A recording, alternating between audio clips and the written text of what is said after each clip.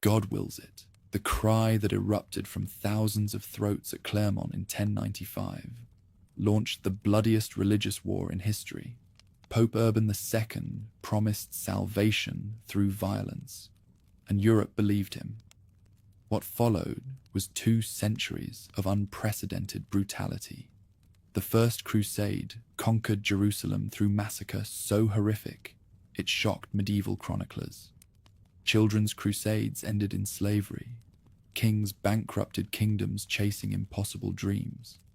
By 1291, every Crusader state had vanished. Millions died for nothing. How did Europe's greatest religious movement become its most catastrophic failure? You're about to discover the truth about wars that promised heaven but delivered hell. Brother Adamar's knees find the grooves worn smooth by countless pilgrims in the marble floor of the Holy Sepulchre. His weathered hands, stained with 8 months of road dust and Syrian sun, tremble as they touch stones where Christ's body once rested. Every breath of incense-thick air reminds him why he left his Norman monastery, why he endured bandits, fever, and the constant terror of dying before reaching this sacred tomb. The journey that brought him here reveals the perils facing every Western Christian who dares attempt pilgrimage to the Holy Land. Geoffrey de Montfort learned this truth when Turkish arrows whistled past his destrier's head in the Anatolian highlands. Those rocky paths, better suited for mountain goats than Norman war horses, claimed 3 of his knights to Seljuk raids, while 2 more, burned with fever, contracted in Constantinople's pestilent harbours. The Byzantine officials who demanded tribute at every checkpoint viewed his pilgrimage band not as fellow Christians, but as walking purses ripe for emptying. Such suffering stems from the catastrophic transformation that has reshaped the Eastern Mediterranean since 1071. In Constantinople's Great Palace, Emperor Alexios I paces marble corridors that once reflected unquestioned imperial glory. Through windows overlooking the Bosphorus, he watches Turkish horsemen water their mounts on shores that belonged exclusively to Christian Rome for over 1,000 years. 25 years have passed since Manzikirt's disaster, yet the nightmare still jolts him awake.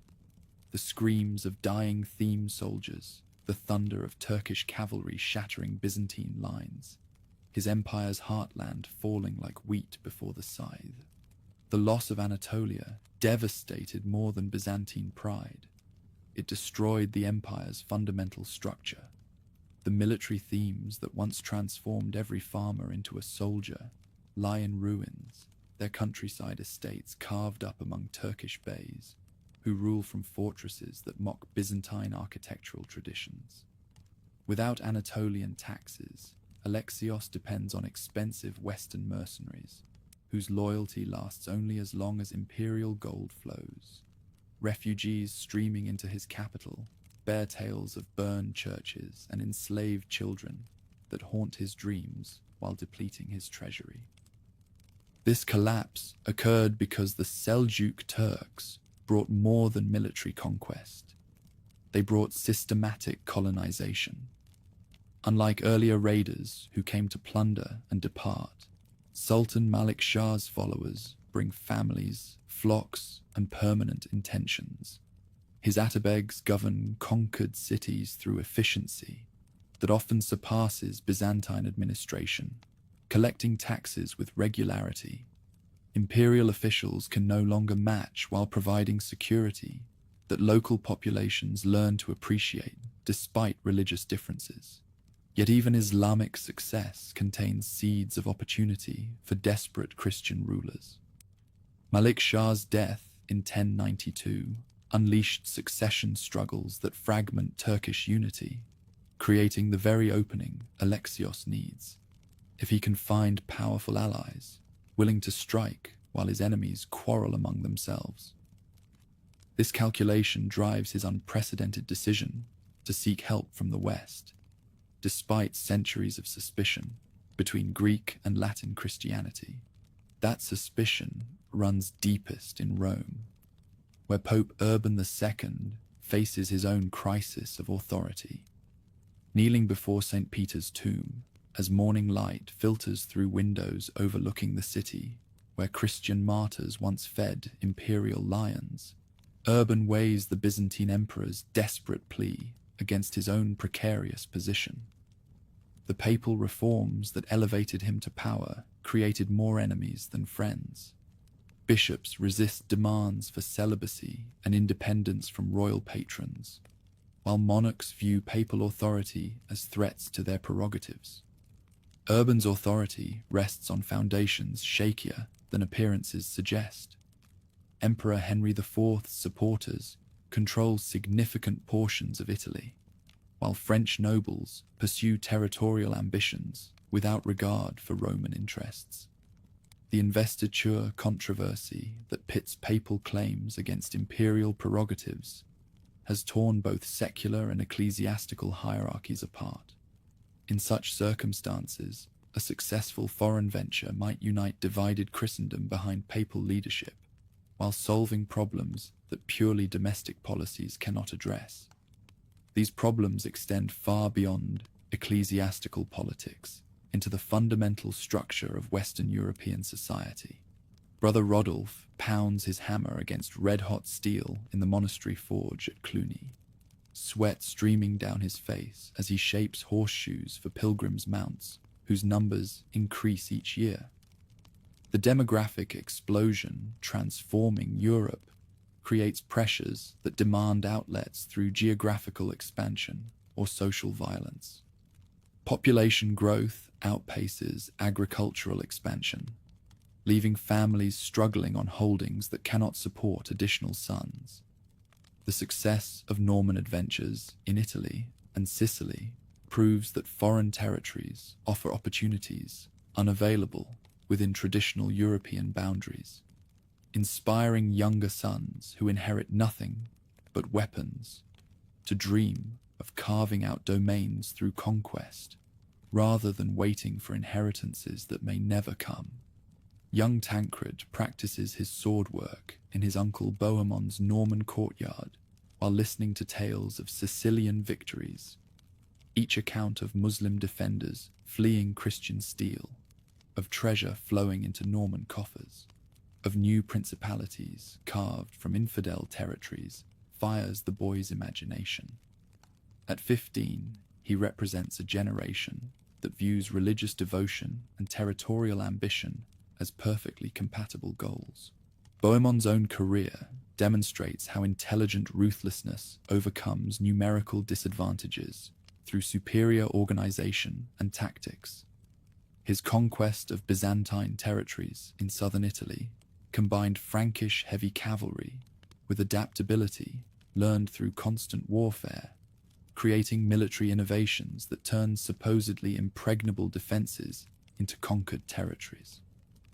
The systematic efficiency of Norman success in Sicily generates wealth that finances additional expeditions while providing models for future conquests.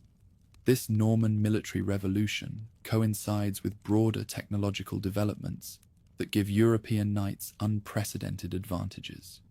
The stirrup revolutionizes cavalry tactics, while improved metallurgy produces superior weapons and armor. Architectural advances create stronger fortifications, as innovations in both military effectiveness and civilian productivity provide capabilities that might prove decisive in conflicts with societies that have not experienced similar developments. The agricultural foundations supporting these military capabilities have themselves undergone revolutionary improvements.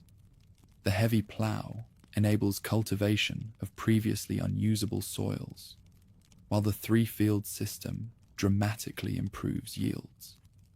Watermills process grain more efficiently than human labor alone, creating surpluses that can support non-agricultural specialists, including soldiers capable of sustaining longer campaigns than previous generations could afford. Pietro di Amalfi recognizes these possibilities as he calculates potential returns on religious warfare investments, while his clerks tally expedition costs in their merchant ledgers. Italian port cities, controlling Mediterranean trade, develop credit systems that enable participants to fund military ventures through promised returns from successful completion. These financial innovations provide models for larger enterprises, while proving that profit and piety need not represent mutually exclusive motivations. The intellectual revolution accompanying these material changes creates theological frameworks that legitimize previously unthinkable policies. In monastery scriptoriums across Europe, canon lawyers studying ancient texts discover precedents supporting papal claims to universal jurisdiction over both spiritual and temporal matters. Their research provides legal foundations for revolutionary policies, while crafting arguments sophisticated enough to convince skeptical intellectuals that dramatic changes represent returns to primitive purity rather than dangerous innovations. Cathedral school scholars develop just war theories that transform aggressive warfare into acts of Christian devotion. The concept of armed pilgrimage emerging from their deliberations legitimizes violence against infidels, while maintaining Christian prohibitions against shedding Christian blood. This theological synthesis creates ideological foundations for movements that will reshape both law and custom throughout Latin Christendom. The practical infrastructure needed to implement such theories already exists through the pilgrimage networks that crisscross Europe. The routes to Santiago de Compostela attract thousands of pilgrims whose offerings enrich churches while spreading reform ideology throughout regions that might otherwise resist change. Hospices shelter travelers, guides know safe passages, merchants supply provisions, support systems that demonstrate how religious enthusiasm can generate practical solutions to complex logistical problems. Yet even these extensive networks pale beside the influence radiating from Cluny, where Abbot Hugh the Great governs a spiritual empire spanning from England to Hungary. The black-robed monks carry reform ideals to daughter houses, whose administrative sophistication rivals any secular authority. Their success proves that religious movements can achieve coordination and discipline that transcend traditional political boundaries based on kinship, locality, or feudal obligation. However, the most significant obstacle to Christian unity remains the 1054 schism separating Eastern and Western churches. Patriarch Michael Cerularius's refusal to acknowledge papal supremacy complicates any cooperation against Islamic expansion despite common threats. The theological disputes justifying this division, arguments over filioque, clerical celibacy, and leavened bread, mask deeper cultural and political differences that developed during centuries of separate evolution under different pressures. This division makes Alexios's appeal to Urban both desperate and unprecedented. The Byzantine emperor understands that traditional diplomacy cannot address the existential threat facing his empire. Turkish settlement patterns across conquered Anatolia represent demographic transformation that threatens to erase Christian civilization from territories where it flourished for 7 centuries. Only unprecedented solutions might preserve what remains of Byzantine power, while potentially recovering what has been lost. The emperor's calculations rest on accurate assessment of Western European capabilities and motivations. Climate improvements characterizing the medieval warm period enable agricultural expansion that supports population growth while extending the geographical range of European settlement. Regions previously marginally productive now support dense populations, while transportation costs decline as rivers remain navigable longer and mountain passes stay open for extended seasons. Environmental changes create conditions favorable for long-distance military operations that earlier generations could never have contemplated. Urban processes this information while weighing broader possibilities that Alexios's plea represents. A military expedition assisting Byzantium might serve multiple papal interests simultaneously, advancing ecclesiastical reform, addressing demographic pressures, channeling knightly violence toward religious purposes, and potentially healing the schism dividing Eastern and Western Christianity. The risks would be enormous, but potential rewards might transform both Christian politics and Islamic resistance in ways that justify unprecedented gambles. French noble courts buzz with reports of Eastern opportunities as advanced messengers prepare territorial magnates for responsibilities they will assume as leaders of enterprises, unlike anything previously attempted. The conversations beginning around evening fires reveal enthusiasm that extends far beyond religious motivation to encompass dreams of territorial expansion, commercial advantage, and personal glory that might be won through service to sacred causes. Guillaume the carpenter sharpens crossbow bolts in his Clermont workshop, while rumors circulate about the Pope's upcoming council. Some say Urban plans to announce new reforms. Others whisper about expeditions to distant lands. The craftsman who supplies weapons to local nobles understands that significant announcements often generate profitable commissions from knights preparing for extended campaigns, and his forge burns late into November nights. These preparations reflect careful coordination between ecclesiastical and secular authorities, whose cooperation will prove essential for success. Italian merchants assess expeditionary expenses while calculating potential returns on religious warfare investments. Local bishops survey resources and assess transportation capabilities while negotiating agreements with potential allies and suppliers. The scale of Urban's contemplated enterprise requires innovations that transform pilgrimage infrastructure into military supply systems capable of supporting operations across continental distances.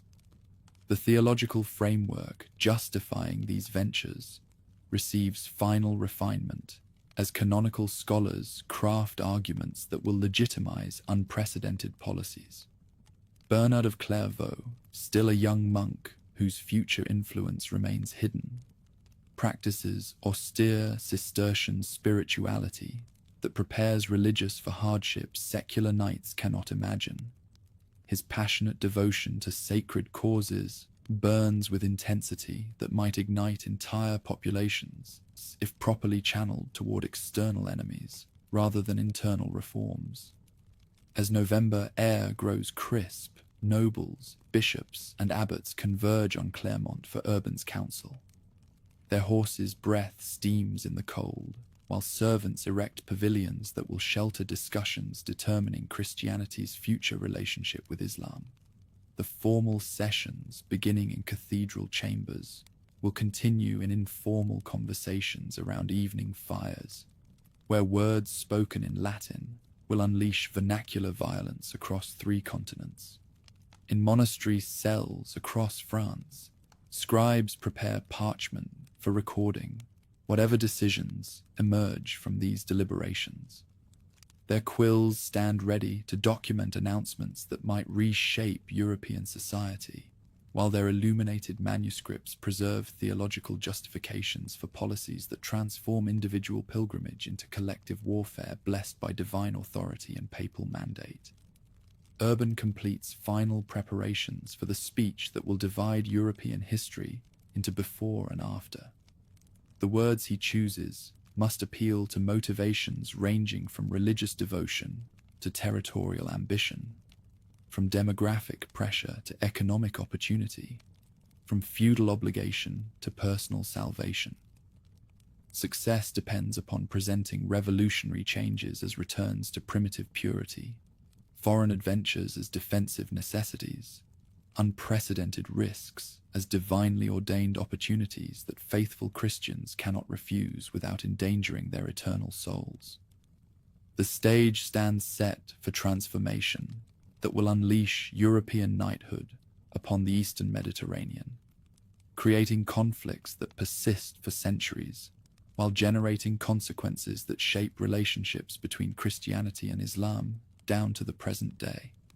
Individual pilgrims, like Brother Adamar, struggling toward Jerusalem through territories controlled by Muslim rulers, have no conception that their sufferings provide justifications for enterprises that will transform personal devotions into continental crusades. Urban rises from his prayers, knowing that the words he speaks at Clermont will echo through history with consequences no human wisdom can predict or control. The pilgrimage roads that carried individual seekers toward personal salvation are about to become highways for armies, whose collective purpose will attempt to impose Christian will upon Islamic territories.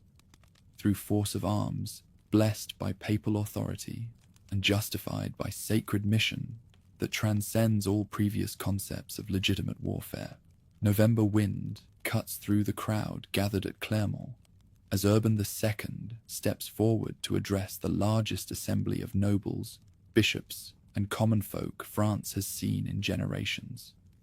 His voice carries across the field with practiced authority as he describes the sufferings of Eastern Christians, the desecration of holy places, the urgent need for military pilgrimage to restore Jerusalem to Christian rule. When he concludes with the thunderous cry, Deus vult, God wills it, the assembled thousands roar back their agreement, tearing strips from their cloaks to fashion crosses that they sew onto their tunics with trembling hands. This response exceeds even Urban's boldest expectations, but it also unleashes forces beyond any papal control. Within weeks of Clermont, Peter the Hermit begins preaching his own version of the Crusade message throughout the Rhineland. This wild-eyed monk from Amiens transforms Urban's carefully crafted appeal for knightly military service into a popular movement that attracts peasants, artisans, and urban poor who possess neither weapons nor resources for prolonged military campaigns. Peter's preaching ignites passions that prove impossible to channel constructively. In the cities along the Rhine, crusading enthusiasm turns savage as mobs attack Jewish communities whose prosperity seems to mock Christian poverty. At Speyer, Worms, and Mainz, thousands of Jews die in massacres that their killers justify as striking blows against Christ's enemies before departing for the Holy Land. Such carnage reveals how quickly religious enthusiasm can degenerate into murderous fanaticism when divorced from institutional control. Local bishops who attempt to protect Jewish communities find themselves overwhelmed by crowds convinced that killing infidels at home serves the same sacred purpose as fighting Muslims in distant Palestine. These theological frameworks that legitimized violence against Islamic enemies prove dangerously applicable to any group that crusading mobs choose to define as enemies of Christ. Blood flows through streets where commerce once flourished, establishing precedents that will haunt Jewish-Christian relations for centuries. Peter's followers, numbering perhaps 40,000 men, women, and children, depart for Constantinople months before the knightly armies complete their preparations. This people's crusade moves through Hungary and the Balkans like a locust swarm, stripping the countryside of provisions while leaving a trail of violence and resentment that complicates relations between Byzantium and subsequent crusading expeditions.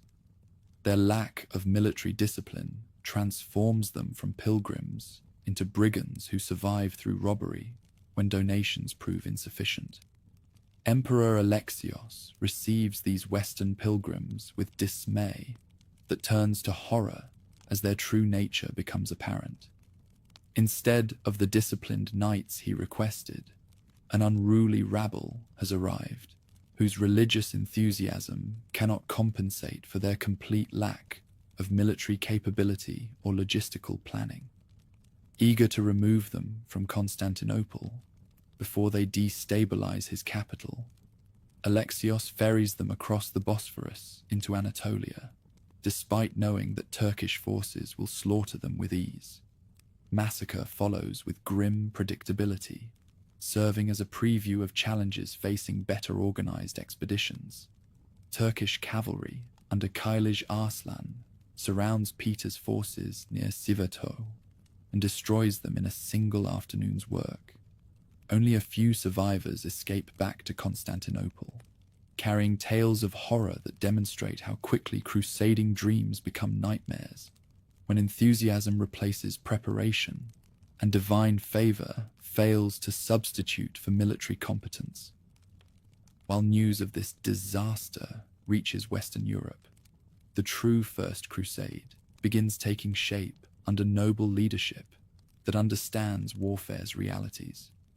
Godfrey of Bouillon sells his lands to finance his expedition, while Raymond of Toulouse empties his treasury to equip forces that represent the flower of southern French knighthood.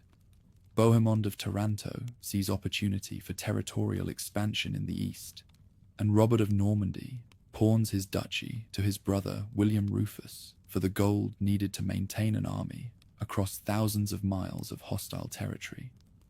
These princes lead contingents representing the cream of European military capability. Norman knights whose families conquered England and Sicily ride alongside Provençal nobles whose domains stretch from the Rhone to the Pyrenees. Their heavy cavalry has proven its effectiveness against Muslim armies in Spain and Sicily, while their infantry includes crossbowmen whose bolts can penetrate any armor, and sergeants whose discipline enables complex tactical maneuvers. Moving these forces across Europe and into Asia, Minor challenges every existing system of supply and transportation. Each knight requires multiple horses, replacement weapons, and provisions for journeys measured in years rather than months. Behind the armies stretch baggage trains for miles, carrying siege equipment, forges for weapon repair, and the accumulated wealth needed to purchase supplies in markets where Christian gold commands premium prices. Alexios watches these formidable Western armies approach Constantinople with emotions that blend hope, fear, and calculation. These knights possess the military capability to restore Byzantine fortunes, but their very power makes them dangerous guests whose intentions remain unclear. Imperial diplomacy must balance his need for their assistance against legitimate concerns about their ultimate objectives in territories that Byzantium claims as rightful possessions. To address these concerns, Alexios extracts oaths from crusading leaders that represent masterpieces of diplomatic precision designed to serve Byzantine interests while providing Westerners with face-saving formulas that preserve their honor. Each prince swears to return conquered territories to imperial control, but the language remains sufficiently ambiguous to permit different interpretations when military success creates opportunities that no treaty anticipated. Godfrey of Bouillon proves most cooperative in accepting these arrangements, his piety making him genuinely committed to serving Christian unity, even at the cost of personal advancement. Raymond of Toulouse proves more difficult, his pride preventing easy submission to imperial authority, despite his genuine respect for Byzantine civilization. Most problematic is Bohemond, whose ambitions for territorial expansion conflict directly with imperial claims, while his military capabilities make confrontation dangerous for all parties involved. These tensions first emerge during the Siege of Nicaea, which tests both crusading military effectiveness and the fragile alliance between East and West. Serving as the Seljuk capital since its conquest, this city possesses formidable defenses that have resisted previous Byzantine attempts at reconquest. Its Turkish garrison commands the respect of Crusaders who discover that their enemies possess tactical sophistication and fighting quality equal to their own. However, the siege demonstrates how Western military innovations complement Byzantine resources to achieve results neither could accomplish alone. crusading siege engines built by engineers recruited from across Europe breach walls that Turkish defenders thought impregnable, while Byzantine naval control of the adjacent lake prevents supplies from reaching the beleaguered garrison. When Latin aggression combines with Greek cunning, the combination proves irresistible. Victory also reveals tensions that will plague Crusader-Byzantine relations throughout the expedition. Alexios's secret negotiations with Nicaea's garrison, which surrender the city to imperial forces rather than to crusading armies, deprive Western knights of the plunder they expected as reward for their efforts. While this political calculation makes strategic sense, Muslim defenders will accept Byzantine rule more readily than Crusader conquest. It generates resentment among allies who risk their lives for gains they cannot collect. The subsequent victory at Dorylaeum establishes crusading military reputation through a battle that demonstrates Western tactical superiority over Turkish cavalry that had terrorized the Eastern Mediterranean for a generation. Kilij Arslan's mounted archers, employing tactics that shattered Byzantine armies, encounter heavy cavalry charges that their mobility cannot counter when crusading discipline maintains formation, despite repeated attacks. News of this triumph resonates throughout the Islamic world, as word spreads that Christian knights can defeat armies that seemed invincible. Yet the Anatolian march that follows this triumph tests crusading endurance beyond anything European warfare had previously demanded. Summer heat that bakes the plateau creates conditions unlike anything Western knights experienced in their homelands, while water sources become strategic objectives whose control determines life or death for entire armies. Horses die in thousands as forage disappears, and Turkish harassment tactics prevent adequate rest for animals whose strength proves crucial for maintaining tactical effectiveness. Disease compounds these hardships by striking with merciless efficiency among armies, whose medical knowledge proves inadequate for dealing with unfamiliar ailments contracted in foreign climates. Dysentery weakens knights who must maintain fighting readiness despite intestinal agony, while fever claims victims whose deaths deprive expeditions of irreplaceable leadership and experience. Caring for sick and wounded warriors strains supplies systems designed for healthy combatants rather than mobile hospitals. During this grueling march, Baldwin of Boulogne's expedition to Edessa demonstrates how quickly military success can be transformed into political opportunity when local circumstances permit territorial acquisition. The Armenian population that controls this strategic city welcomes Christian protection against Turkish pressure, while their ruler Thoros adopts Baldwin as heir in arrangements that provide both parties with advantages they could not achieve independently. Thoros's subsequent assassination elevates Baldwin to power through circumstances that remain conveniently mysterious, enabling the establishment of Christendom's first Crusader state. The newly created county of Edessa becomes a crucial buffer protecting the main crusading army's flank, while providing a model for future territorial acquisitions that blend religious conquest with practical politics. Baldwin's success proves that determined leaders can carve out permanent domains from the chaos created by competing Islamic and Christian claims to the same territories. Meanwhile, the main crusading force approaches Antioch, confronting their greatest challenge yet, a siege that will test every aspect of their military, logistical, and psychological endurance. This ancient city, protected by walls that have resisted countless attacks throughout its history, controls the routes between Anatolia and Syria, while commanding resources that could support either a crusading advance toward Jerusalem or a Turkish counteroffensive designed to drive Christians back into the sea. The siege begins with confidence born from previous victories, but winter's approach transforms military adventure into survival nightmare.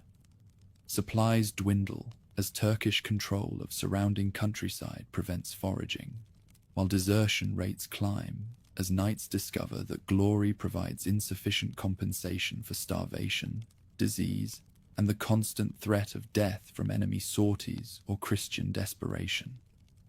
Tancred's foraging expedition returns empty-handed from villages that Turkish defenders have evacuated and burned, leaving nothing but ashes where grain should have fed hungry armies. The young Norman knight reports seeing vultures circling above positions where Crusader sentries collapsed at their posts, their bodies too weak from hunger to maintain vigilance against enemies who grow stronger, while Christians grow weaker with each passing day. In desperation, Bohemond begins negotiations with Firuz, the Armenian tower commander, whose betrayal will determine Antioch's fate. These arrangements demonstrate how desperate circumstances can create opportunities that clever leaders exploit for personal advantage. The agreement that enables Crusaders to enter the city through treachery rather than assault preserves both lives and resources, while providing Bohemond with claims to possession that no other prince can match. The capture of Antioch through Firuz's betrayal occurs with dramatic efficiency that transforms months of siege into hours of urban warfare. Crusaders who climb the walls in darkness find themselves fighting from street to street against defenders whose familiarity with the city's layout initially compensates for surprise. The massacre that follows the Christian victory eliminates Muslim resistance while providing plunder that partially compensates for months of privation. But triumph immediately becomes catastrophe as news arrives of a massive Muslim relief army approaching under Kaboga's command. The Crusaders who celebrated victory in Antioch's streets now find themselves besieged within walls they had fought to capture, their position far more desperate than during the siege's exterior phase. Food supplies that seemed adequate for a garrison prove insufficient for armies whose strength has been depleted by combat and disease. At this darkest moment, the discovery of the Holy Lance by Peter Bartholomew transforms military crisis into religious revival that enables demoralized armies to find strength they thought permanently lost. Whether genuine relic or pious fraud, the lance provides psychological inspiration that proves more valuable than material reinforcements. Crusaders who had contemplated surrender or flight now prepare for battle with enthusiasm that their enemies cannot understand or counter effectively. The battle outside Antioch's gates demonstrates how religious fervor can overcome tactical disadvantages when properly channeled through disciplined military action. The crusading charge that breaks Kerboga's army relies not merely on heavy cavalry shock, but on conviction that divine favor guarantees victory for warriors fighting in Christ's name. The psychological impact of this triumph resonates throughout the Islamic world as military leaders struggle to understand how defeated enemies suddenly became invincible. However, the disputes that follow Antioch's capture reveal fundamental disagreements about crusading objectives that will shape all subsequent developments in the East. Bohemond's claims to possession conflict with both imperial rights and crusading obligations to continue toward Jerusalem, while other princes support different solutions based on their own territorial ambitions and religious commitments. These debates that consume months demonstrate how military success can create political problems that threaten to destroy the unity that made victory possible. Eventually, Raymond of Toulouse's reluctant acceptance of continued advance toward Jerusalem reflects calculations that balance religious obligation against strategic reality. The Provençal prince understands that holding Antioch requires resources his forces cannot provide, while maintaining the expedition's primary objective. Yet abandoning the city to Bohemond establishes precedents that will complicate future governance of conquered territories. The march from Antioch toward Jerusalem occurs through landscapes that have witnessed 20 centuries of religious conflict between competing visions of divine truth. Ancient battlefields where Romans fought Jews, Byzantines contested Arabs, and various Islamic dynasties struggled for supremacy, now host armies whose Christian identity masks national rivalries and personal ambitions that will outlast any temporary religious unity. Along this route, Ma'arat al-Numan falls to crusading assault that establishes patterns of siege warfare and urban massacre that will characterize Christian conquest throughout Syria and Palestine. The tactics that prove effective against Islamic fortifications, siege engines, mining operations, coordinated assaults, require engineering expertise and logistical support that demonstrates how quickly European armies learn to adapt their methods to Eastern conditions. Most disturbing is the cannibalism that occurs during Ma'arat's siege, shocking even contemporary chroniclers, whose accounts struggle to explain how Christian knights could descend to consuming human flesh during their sacred pilgrimage.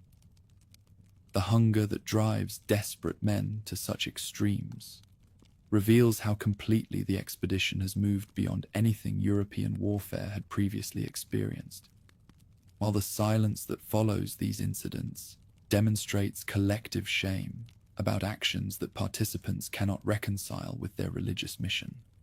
Local populations that witness such crusading behavior must reassess their assumptions about Christian character and Islamic alternatives as armies, whose religious rhetoric promises liberation, deliver conquest that proves indistinguishable from any other military occupation.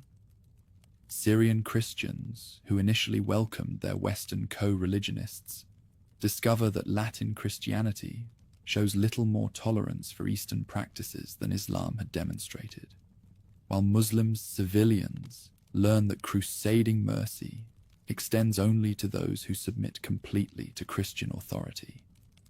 As spring weather improves traveling conditions, the advance toward Jerusalem accelerates, while political developments create opportunities that military action alone could not achieve. Fatimid recovery of Jerusalem from Turkish control fragments. Islamic resistance, while providing Crusaders with arguments that they are liberating the city from illegitimate occupiers rather than conquering legitimately held territory.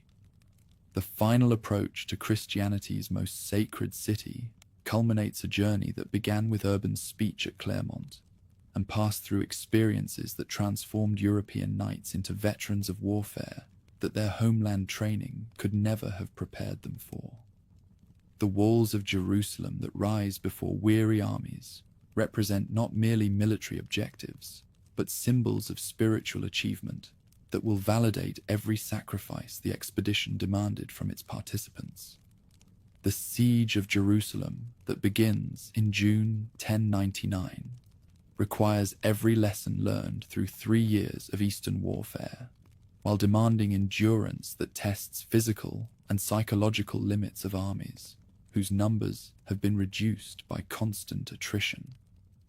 The defense that Iftikhar ad-Dawla organizes demonstrates that Islamic resistance remains formidable despite previous Christian victories, while the city's formidable walls remind attackers that their final objective will not fall easily to assault.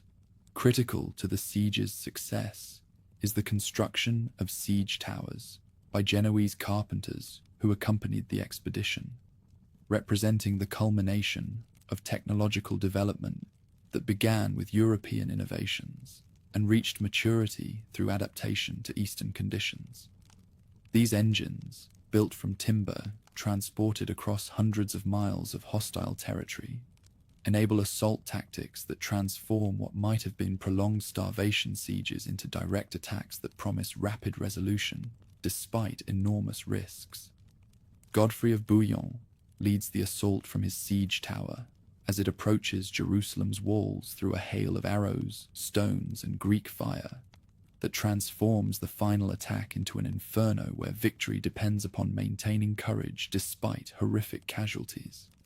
The moment when Crusaders breach the defenses and pour into the city represents the climax of the entire expedition, the achievement that validates every previous sacrifice, while promising rewards that will compensate for years of suffering. What follows is the massacre that eliminates the city's Muslim and Jewish populations in an orgy of violence that shocks even medieval sensibilities accustomed to warfare's brutalities. Streets that pilgrims had dreamed of walking in reverence flow with blood, as Christian soldiers transform sacred geography into slaughter grounds where religious fervor justifies atrocities that no military necessity could excuse. After the killing ends, the Thanksgiving service held in the Church of the Holy Sepulchre brings together survivors of an expedition that began with perhaps 100,000 participants and concluded with fewer than 20,000 still capable of bearing arms. Their prayers of gratitude echo through chambers that have witnessed 15 centuries of Christian worship while outside. Smoke still rises from pyres where the bodies of slaughtered infidels burn in heaps that will haunt Jerusalem's memory for generations. Godfrey of Bouillon's subsequent election as defender of the Holy Sepulchre, rather than King of Jerusalem, reflects both personal humility and political calculation that establishes precedents for governing territories conquered through religious warfare. His refusal to wear a crown in the city where Christ wore thorns demonstrates piety that enhances his authority while creating governmental structures that blend temporal power with spiritual mission in unprecedented ways. The establishment of the Crusader states, the Kingdom of Jerusalem, the County of Edessa, the Principality of Antioch, and eventually the County of Tripoli, creates Christian outposts in the Islamic world that will require constant defense while serving as bases for further expansion. These territorial acquisitions transform what began as armed pilgrimage into permanent occupation that will shape Eastern Mediterranean politics for 2 centuries, while creating obligations that will draw Western Europe into repeated military interventions. When news of Jerusalem's conquest reaches Western Europe in late 1099, it validates Urban II's vision while creating legends that will inspire future generations to attempt their own Eastern adventures. Chronicles that describe crusading victories emphasize divine favor and Christian heroism, while minimizing the costs in lives, resources, and moral compromise that made these achievements possible. This selective memory that transforms brutal conquest into sacred triumph establishes mythological foundations for movements that will repeatedly drag Europe into Eastern wars. For the surviving Crusaders who kneel in Jerusalem's recovered churches, such future complications remain invisible behind the immediate reality of their unprecedented success. They have accomplished what no European army had achieved since the 7th century, the conquest of Islam's most sacred territories and the restoration of Christian rule over lands where Christ himself walked.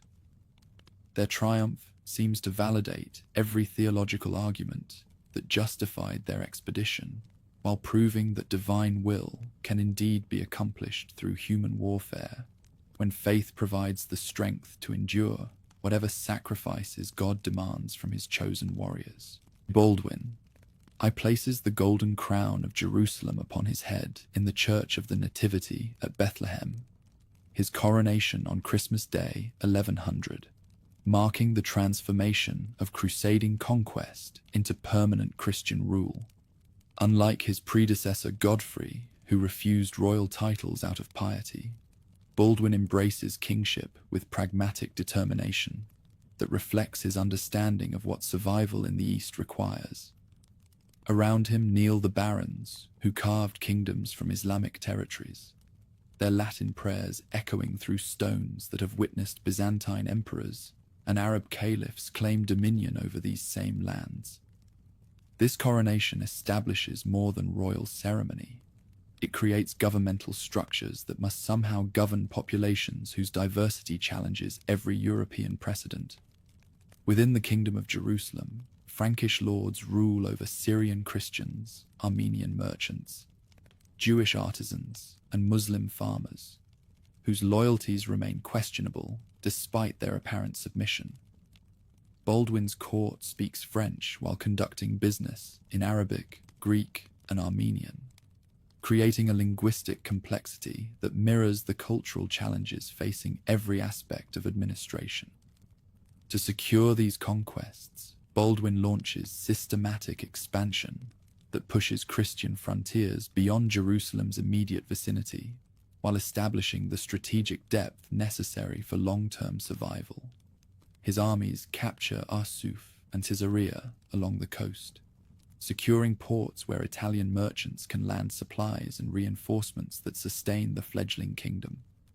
Inland, his forces seize Hebron and Bethlehem, extending control over territories whose biblical significance enhances the kingdom's legitimacy, while providing agricultural resources that feed growing urban populations. Each conquest requires careful balance between military necessity and political wisdom, as Christian minorities must establish authority over Muslim majorities without provoking rebellions that could destroy fragile kingdoms overnight. The Frankish feudalism that Baldwin imports from Europe undergoes significant modification to accommodate Eastern realities. Land grants must consider irrigation rights, religious customs, and commercial relationships that have no European equivalents. Local qadis continue administering Islamic law for Muslim populations, while Christian courts handle disputes among Frankish settlers, creating parallel legal systems that somehow function despite their fundamental contradictions. Meanwhile, the castles that begin rising across the conquered territories represent architectural revolution that blends European defensive concepts with Eastern engineering solutions, adapted to unfamiliar geographical and climatic conditions. Crac des Chevaliers, perched on its Syrian hilltop like a stone crown, employs concentric fortification principles that enable small garrisons to control regions that would require armies to defend through traditional methods. Its builders, learning from Byzantine and Islamic examples, create defensive systems that maximize the advantages of superior position while minimizing the disadvantages of numerical inferiority. These fortifications serve purposes beyond mere defense. They function as administrative centers, economic hubs, and symbols of Christian authority that proclaim European determination to maintain permanent presence in Islamic lands. Kerak's towers overlook trade routes that connect Damascus to Egypt, enabling its Frankish lords to collect tolls while monitoring enemy movements through domains where intelligence networks mean survival or destruction. Each castle becomes a miniature European court transplanted to Eastern soil, complete with great halls, chapels, and residential quarters that recreate familiar social structures in utterly foreign environments. The construction of these monuments requires engineering expertise that forces European architects to master Eastern building techniques while adapting them to serve Western defensive requirements. Local stonemasons who understand regional geology work alongside Frankish engineers who bring knowledge of advanced siege warfare, creating hybrid architectural traditions that produce structures more sophisticated than anything either culture could achieve independently. The result is military architecture that influences fortress design throughout the medieval world. Within these castle walls, the military orders that emerge to defend Christian conquests represent institutional innovation that addresses the unique challenges of maintaining European power in hostile Islamic surroundings. The Knights Templar, founded to protect pilgrims traveling between coastal ports and Jerusalem's sacred sites, evolves into a warrior banking organization whose influence spans from England to the Jordan River. Their combination of monastic vows with knightly combat creates warrior monks whose dedication transcends the limitations of secular feudalism. The Templars' organizational structure enables them to maintain permanent garrisons in territories where feudal obligations alone prove insufficient for sustained defense. Their members, bound by vows of poverty, chastity, and obedience, cannot be corrupted by local politics or personal ambitions that compromise secular knights' reliability. More importantly, their international networks enable them to coordinate resources across vast distances, transferring wealth from European estates to Eastern fortifications with efficiency that no royal administration can match. Parallel to the Templars, the Knights Hospitaller transform their charitable mission of caring for sick pilgrims into military obligation that makes them formidable defenders of Christian territories. Their hospitals in Jerusalem and other major cities provide medical care that saves lives, while demonstrating Christian compassion to populations whose loyalty must be won rather than simply commanded. When military necessity demands their participation in warfare, they prove as effective in combat as any secular knights while maintaining their religious character. These orders develop banking systems that revolutionize medieval finance by enabling secure transfer of funds across the dangerous distances that separate Western Europe from Eastern battlefields. Pilgrims who deposit money with Templar houses in Paris can withdraw equivalent amounts from Templar treasuries in Jerusalem, avoiding the risks of carrying gold through domains controlled by hostile forces. This financial network becomes so reliable that kings and merchants depend upon it for conducting international business, generating revenues that fund military activities while establishing precedents for modern banking practices. The agricultural systems that sustain these Latin domains require careful management of irrigation networks inherited from previous Islamic rulers who understood local conditions through centuries of experience. Western colonists must learn to cultivate crops, sugarcane, cotton, rice, that demand techniques unknown in their northern homelands, while maintaining productivity that supports both local consumption and export trade with Italy. The sugar mills that Italian merchants establish near Tyre become so profitable that their output helps finance the martial expenses of defending provinces that produce such wealth. Trade relationships with Italian maritime republics create economic foundations that make Latin survival possible, despite constant pressure from Islamic neighbors. Genoa, Pisa, and Venice compete for commercial privileges in Crusader ports, their merchant colonies transforming coastal cities into international markets where Oriental goods flow toward Western consumers, while silver pays for supplies that sustain Norman armies. These commercial networks create mutual dependence between the realm and Italian cities that proves more durable than feudal loyalties or religious enthusiasm. The development of indigenous populations presents both opportunities and challenges for Norman rulers, who must balance competing loyalty claims among subjects whose religious identity masks cultural diversity. Syrian Orthodox believers who endured centuries of Islamic rule welcome Latin protection while maintaining theological differences that complicate attempts at ecclesiastical unity. Armenian merchants whose commercial networks span from Constantinople to Cairo provide essential services while pursuing their own political objectives that may conflict with Norman interests during critical moments. Intermarriage between Western colonists and local believers creates hybrid populations, the Polani, whose cultural identity reflects the synthesis necessary for long-term survival in the Middle East. These children of mixed heritage serve as interpreters, administrators, and soldiers whose understanding of local conditions proves invaluable for governments whose personnel change too frequently to develop necessary expertise. Their loyalty to the realm becomes absolute because they have no alternative homes in either Europe or the Islamic world. However, this cultural adaptation occurs within a framework of constant vigilance as Islamic resistance begins organizing under leaders who understand that fragmented opposition cannot defeat concentrated Latin power. Zengi, the Atabeg of Mosul and Aleppo, emerges as the most formidable opponent the kingdom has faced since its establishment.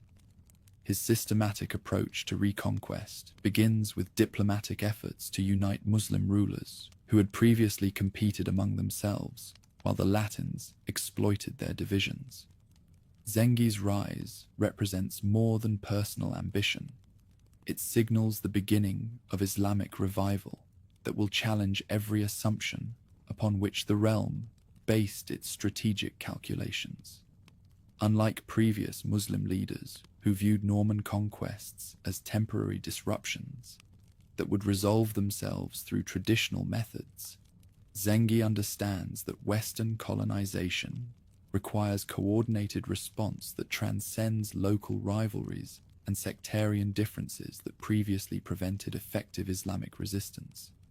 His innovations combine traditional Islamic tactics with lessons learned through studying Norman methods, creating hybrid warfare that exploits Latin weaknesses while building upon Muslim strengths. The siege engines that he constructs incorporate Western designs captured from armies, while his recruitment methods attract warriors from across the Islamic world who view service against the Latins as religious obligation that transcends political boundaries. The propaganda campaign that Zengi launches appeals to religious sentiments that unite diverse Muslim populations around shared objectives while highlighting Norman atrocities that justify harsh treatment of captured enemies. His court poets compose verses that celebrate Islamic resistance while depicting the colonists as foreign invaders whose presence pollutes sacred lands that properly belong to the faithful.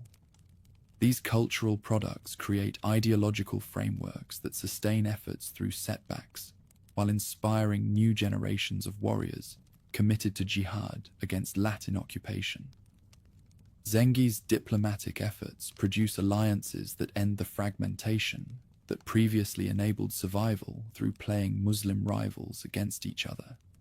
His coordination with Damascus, Homs, and other Syrian cities creates unified opposition that can concentrate superior numbers against isolated positions while preventing the relief expeditions that previously saved threatened strongholds.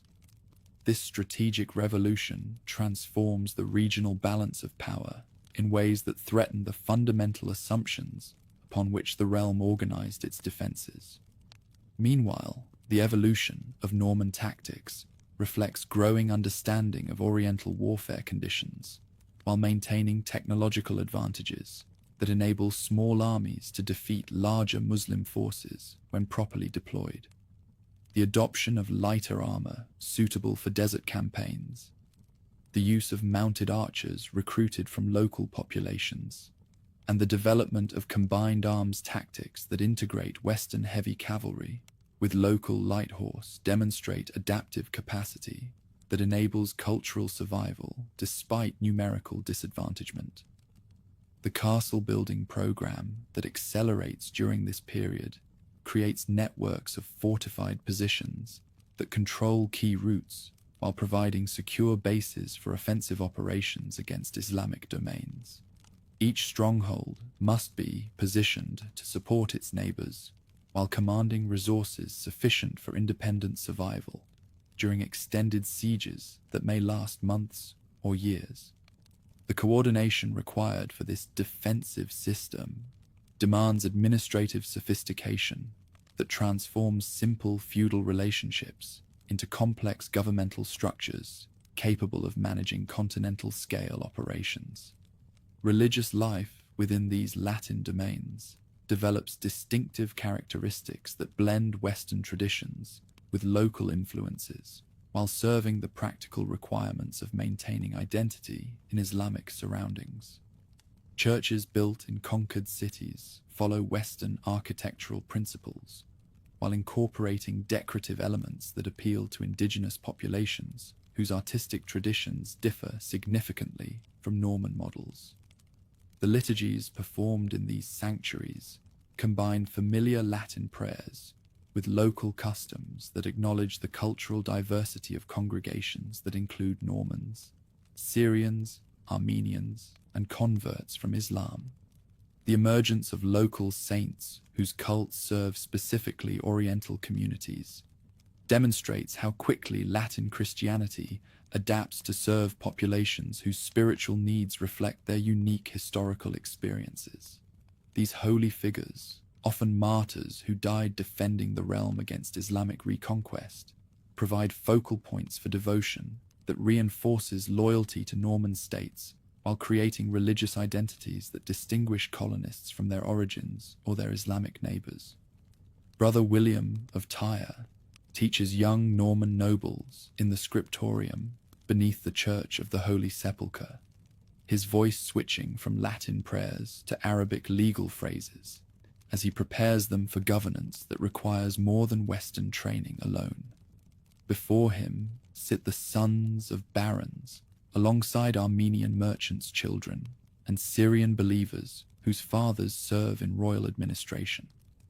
When Guillaume de Montfort stumbles over Arabic pronunciation, his Syrian classmate Mikhail corrects him with patience born from necessity. Both boys know their futures depend upon mastering languages their grandfathers never imagined learning. In the royal palace at Jerusalem, Queen Melisende presides over court disputes that would perplex any Western lawyer. Today she must rule on the inheritance claim of a Norman knight's widow who married a converted Muslim merchant, their children's rights complicated by laws that exist nowhere else in Christendom.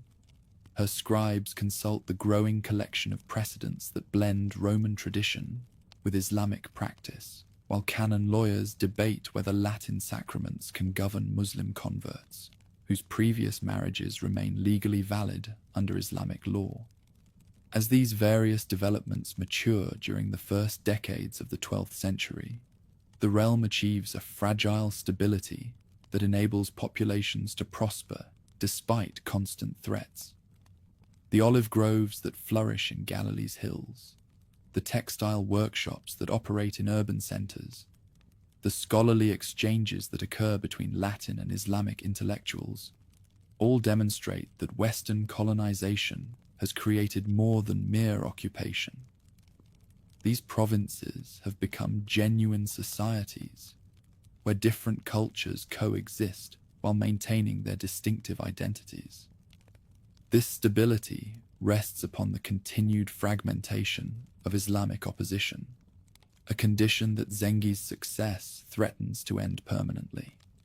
His patient accumulation of power, his careful cultivation of religious legitimacy, his systematic preparation for campaigns that promise to restore Islamic control over provinces that have remained under Latin rule for nearly half a century, all point toward challenges that will test every aspect of society, while determining whether Western presence in the Middle East can survive its first major confrontation with unified Islamic resistance.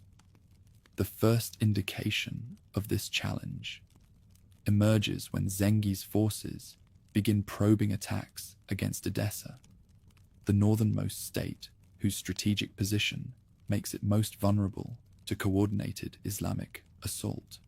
Count Jocelyn II, who governs this exposed province, recognizes that his survival depends upon maintaining alliances with Armenian populations, while coordinating defense preparations with other Norman rulers, whose assistance may prove decisive during the crisis that approaches like storm clouds gathering on the horizon. As 1144 dawns, the various elements that will determine the outcome of this confrontation move toward their appointed convergence. Zengi's armies march toward Edessa's walls, while reinforcements struggle to reach the threatened city across hundreds of miles of hostile lands. The collision between Islamic revival and Latin colonization that has been building for decades finally approaches its moment of resolution, carrying consequences that will reshape the entire balance of power in the Mediterranean, while determining whether the experiment can survive its transition from conquering movement to established civilization. Edessa's walls crumble beneath Zengi's siege engines as December 1144 dawns cold and merciless over the northernmost Crusader state. Count Jocelyn II watches from Turbisal as his capital burns. The Armenian defenders who held the citadel for 46 years, falling beneath Turkish scimitars, while their wives and children vanish into slavery.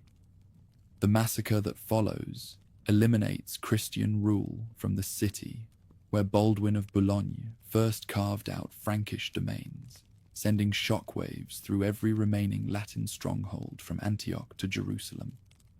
News of this catastrophe reaches Europe like wildfire, spreading through dry timber.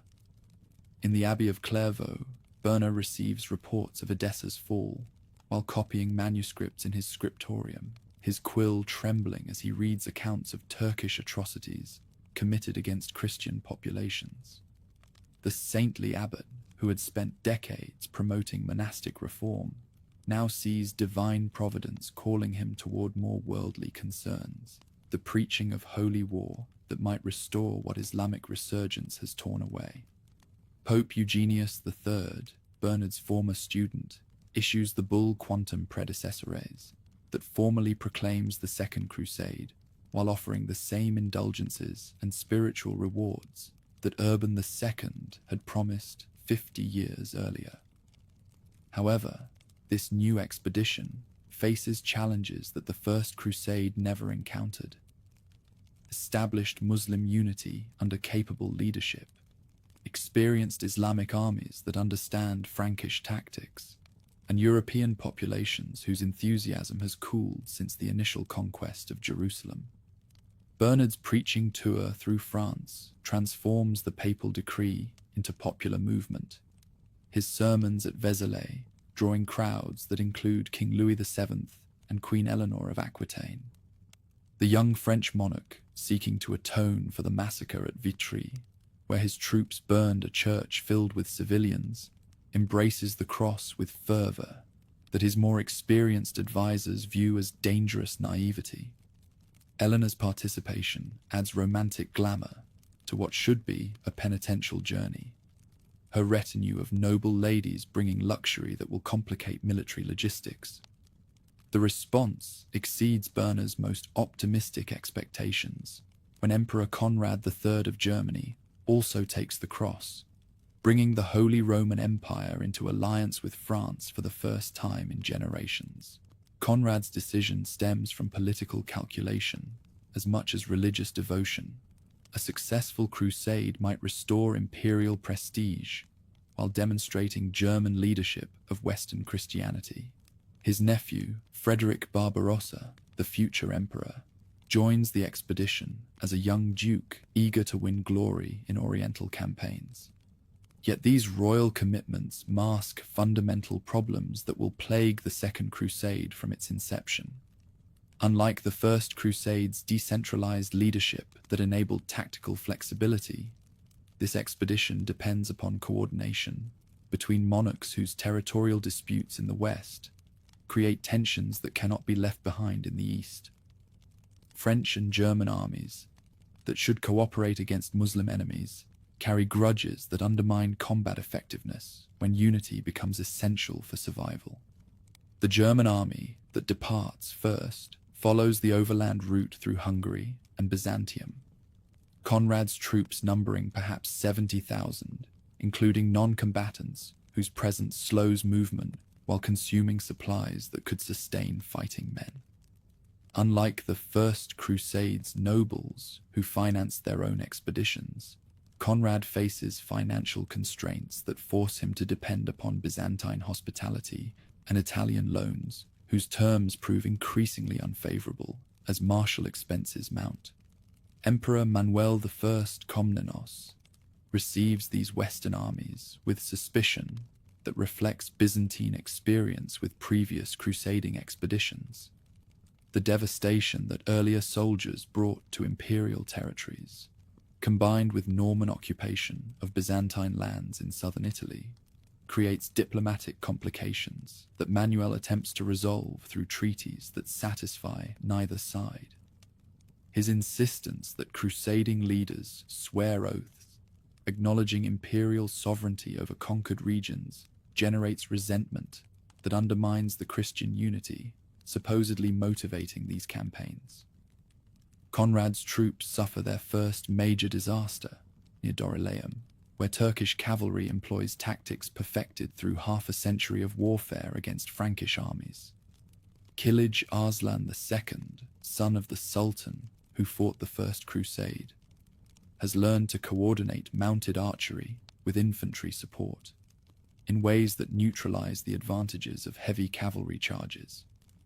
The German knights who survived previous battles in Italy and Hungary find themselves helpless against enemies who strike and withdraw before European tactics can be effectively employed. The battle becomes massacre as Turkish archers systematically destroy German formations that cannot adapt quickly enough to respond to unfamiliar tactical challenges. Conrad himself receives wounds that force him to abandon his army's remnants to seek medical attention in Constantinople, leaving his nephew Frederick to lead survivors back to Byzantine territory. The disaster eliminates German participation in the expedition, while demonstrating that Muslim combat capabilities have evolved far beyond what Western commanders anticipated. Louis VII's army, following weeks behind the Germans, encounters similar challenges compounded by supply shortages that result from Conrad's men having already stripped the countryside of provisions. The French king's inexperience in large-scale warfare becomes apparent as his warriors struggle to maintain discipline during river crossings and mountain passages, where Turkish harassment tactics inflict constant casualties without offering opportunities for decisive retaliation. Eleanor's presence complicates command decisions by introducing court ceremonies and romantic entanglements that distract attention from strategic necessities while consuming time and resources better devoted to battle preparation. Her alleged affair with her uncle Raymond of Antioch creates scandals that divide French leadership at precisely the moment when unity becomes essential for survival. The domestic disputes that emerge from these personal conflicts follow the royal couple back to the west, where they contribute to dynastic instability. The remnants of both royal armies that eventually reach Antioch face a strategic decision that reveals fundamental disagreements about crusading objectives. Raymond of Antioch, whose principality suffers from constant Turkish pressure, argues that the expedition should concentrate on recovering Edessa while strengthening existing Norman defenses.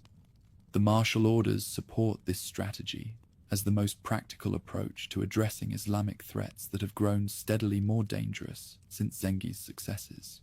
However, the surviving French and German nobles prefer attacking Damascus, believing that conquest of this wealthy city will provide both material rewards and strategic advantages that justify their enormous sacrifices. Their decision reflects Western ignorance of Oriental politics. Damascus remains the only Muslim ally that the Kingdom of Jerusalem can claim, its ruler having cooperated with Latin authorities against more dangerous enemies. The planned attack threatens to eliminate the one Islamic leader whose enmity with other Muslim rulers serves Norman interests. The siege of Damascus that begins in July 1148 demonstrates how political miscalculation can transform combat advantage into strategic disaster. The Latin contingents that approach the city's walls outnumber its garrison and possess siege equipment adequate for breaching fortifications that have never faced Western assault techniques. Initial attacks succeed in capturing the orchards outside Damascus, while establishing siege lines that threaten to starve the city into surrender. However, Nur ad-Din, Zengi's son and successor, recognizes that Damascus's fall would leave his own territories vulnerable to coordinated Latin attacks from multiple directions. His rapid march toward the besieged city compels the crusading commanders to choose between maintaining their siege and fighting a relief army whose approach threatens to trap Western contingents between two hostile armies. The political complications of attacking Damascus while fighting Nur ad-Din expose the strategic poverty of European planning that ignored regional power relationships. The Latin withdrawal from Damascus after only 4 days represents more than battlefield failure. It destroys the alliance with the city's ruler while convincing every Muslim leader that cooperation with Norman states leads inevitably to betrayal and conquest attempts. The propaganda value that Islamic leaders extract from this Western treachery enables them to justify breaking all previous agreements with Latin rulers, while portraying any cooperation with Norman authorities as religious apostasy that merits the harshest punishment. Louis VII's departure from the East marks the end of royal participation in the Second Crusade.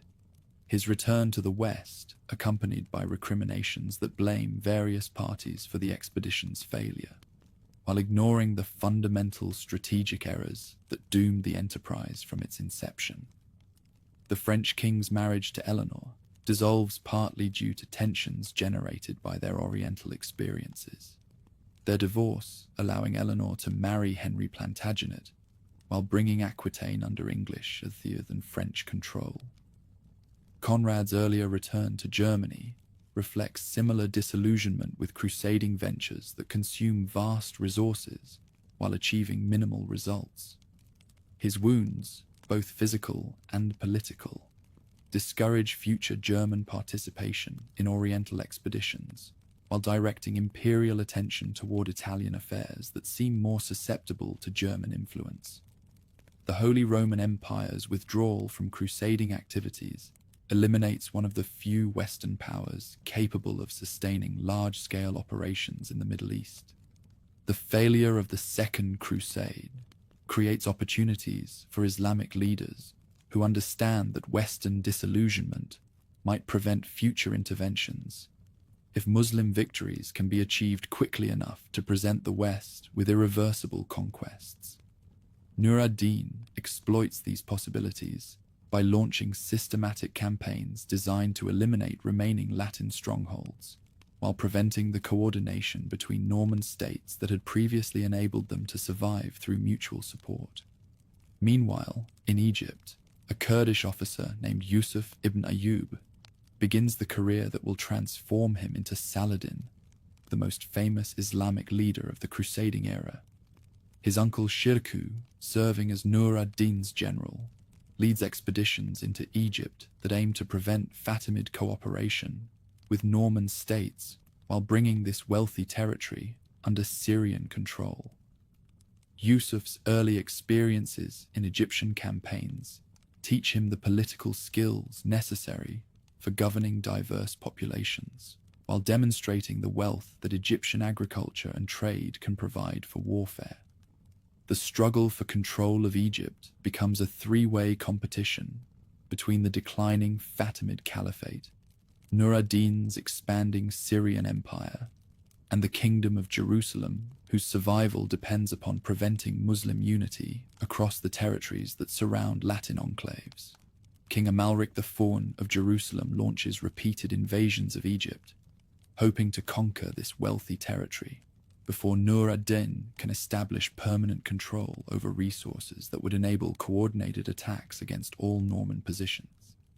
These Egyptian campaigns demonstrate the evolution of medieval warfare as both Latin and Islamic armies adapt their tactics to incorporate lessons learned through 50 years of conflict. The siege techniques that Amalric employs reflect Western innovations developed during the conquest of fortified cities, while Shirkuh's mobile strategies combine traditional nomadic warfare with administrative methods that enable rapid occupation of conquered territories. Saladin's rise to power in Egypt begins when Shirkuh's death elevates him to command of Syrian soldiers occupying the country. His political acumen enabling him to eliminate Fatimid resistance while maintaining nominal allegiance to Nur ad-Din. His control of Egyptian resources, the agricultural wealth of the Nile Valley, the commercial profits from Red Sea trade, the manufacturing capabilities of Cairo and Alexandria, provides the foundation for expansion that will threaten every Latin position in the Eastern Mediterranean. The transformation of Saladin from Kurdish officer to ruler of Egypt demonstrates the opportunities that medieval warfare created for talented individuals whose administrative and combat capabilities enabled them to exploit the instability that characterized 12th century politics. His success stems from understanding that sustainable conquest requires more than battlefield victory. It demands governmental institutions that can integrate diverse populations while maintaining the economic productivity necessary for long-term political survival. Saladin's consolidation of Egyptian control involves eliminating the Fatimid Caliphate through methods that combine political murder with religious reform.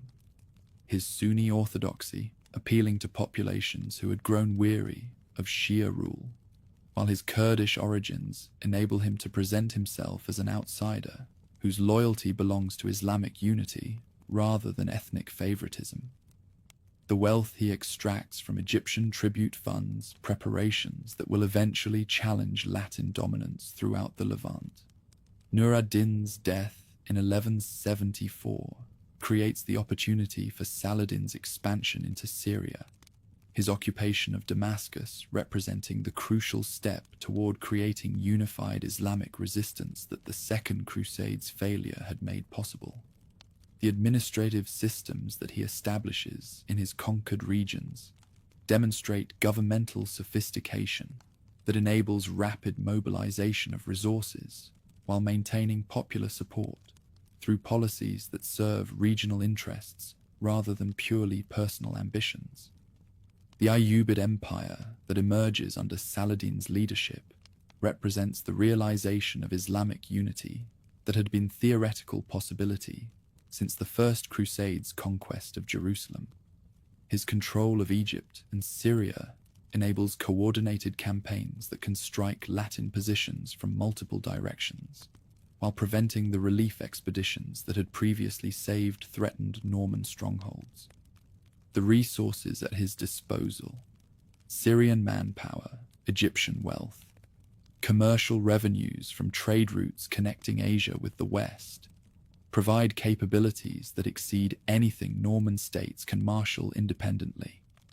Saladin's propaganda machine exploits Latin weaknesses while promoting Islamic revival that transcends the sectarian divisions that had previously prevented effective resistance. His court chroniclers compose accounts that portray him as the leader who will complete the reconquest of Jerusalem, while his diplomatic correspondence with Western rulers demonstrates the sophisticated political understanding that enables him to exploit divisions while maintaining unity among his own supporters.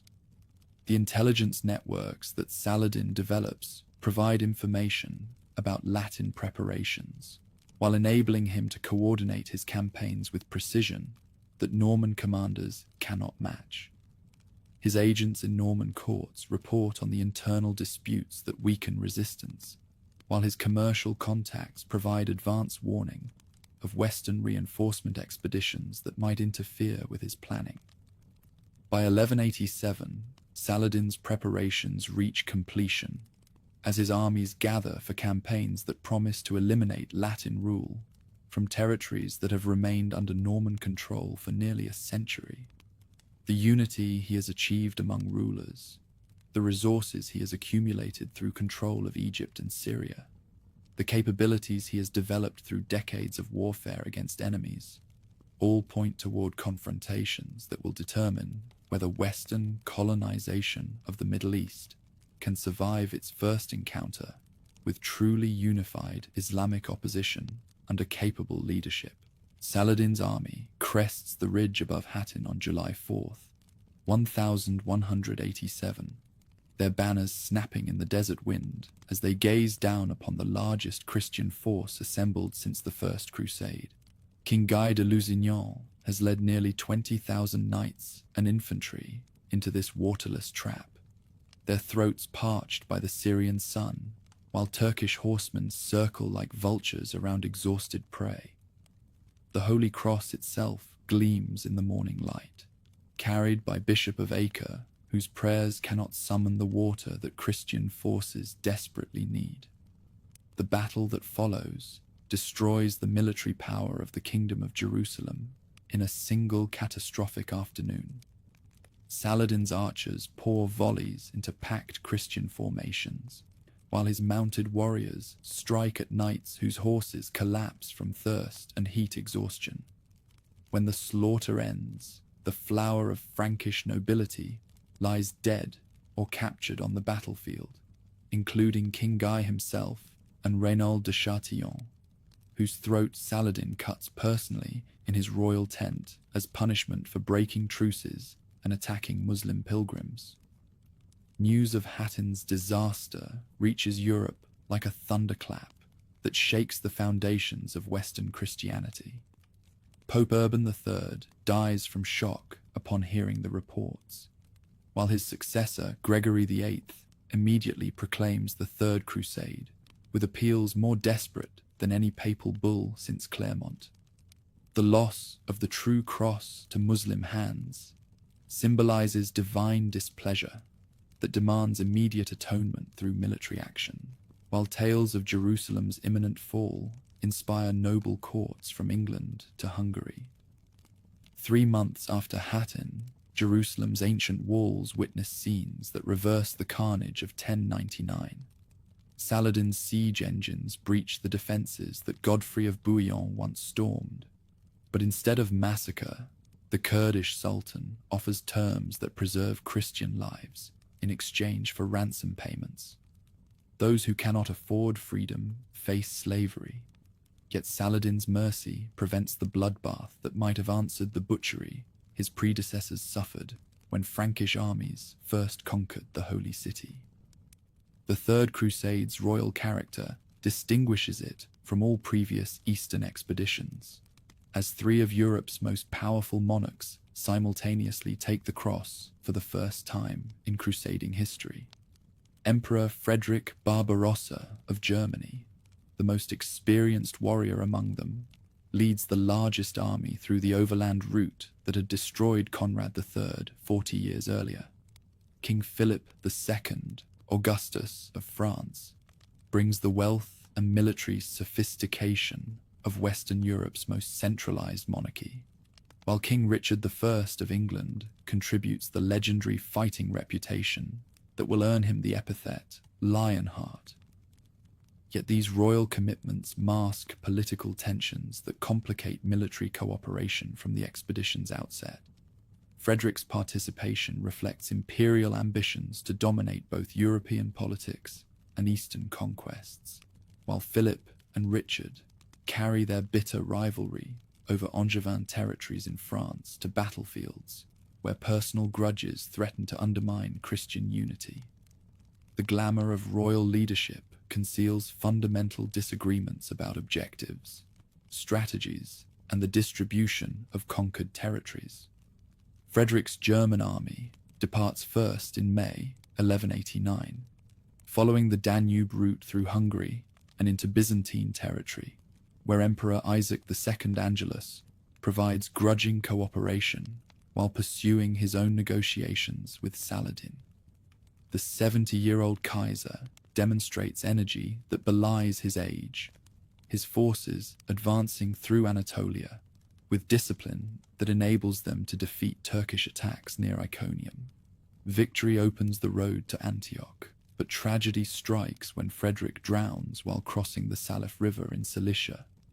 The emperor's death destroys German participation in the crusade as effectively as any military defeat. His son, Frederick of Swabia, attempts to maintain the expedition's momentum, but most German nobles abandon the enterprise to return home, where succession disputes demand their attention. The imperial army that had numbered over 100,000 dissolves into scattered bands whose remnants reach Acre months later as ineffective reinforcements for operations that require concentrated strength. Meanwhile, Philip and Richard coordinate their departure through diplomatic negotiations that reveal the complexity of organizing joint expeditions between monarchs whose European territories border each other. Their agreement to share conquests equally, known as the Treaty of Messina, establishes precedents for dividing spoils while creating mechanisms for resolving disputes that might otherwise paralyze military decision-making. However, personal animosity between the kings complicates every aspect of cooperation. The sea route that the French and English choose enables them to winter in Sicily, where Richard's political maneuvering demonstrates the diplomatic skills that complement his military reputation. His support for Tancred against imperial claims to Sicilian succession gains valuable allies while providing naval bases essential for supplying operations in the Holy Land. The wealth he extracts from Sicilian sources finances military preparations, while his marriage negotiations with local nobles create alliances that support future campaigns.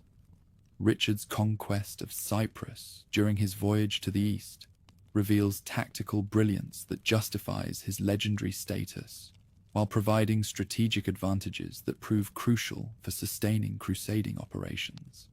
The island's Greek ruler, Isaac Komnenos, makes the mistake of imprisoning shipwrecked English crusaders, providing Richard with justification for invasion.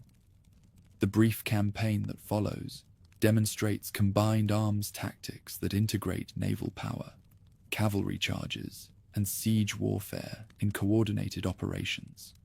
Cyprus becomes the Crusades' most lasting territorial acquisition, its strategic position enabling control of eastern Mediterranean shipping, while providing agricultural resources that feed armies operating along the Syrian coast. Richard's establishment of Guy de Lusignan as Cypriot king solves the problem of Jerusalem's displaced monarch, while creating obligations that bind the former Jerusalem nobility to English interests through feudal ties that transcend the immediate crusading expedition. The siege of Acre that Richard and Philip join upon reaching the Holy Land represents the largest military operation of the crusading era, with forces from across Europe converging upon this strategic port, whose capture becomes essential for any serious attempt to reconquer Jerusalem. The city has resisted siege for nearly 2 years.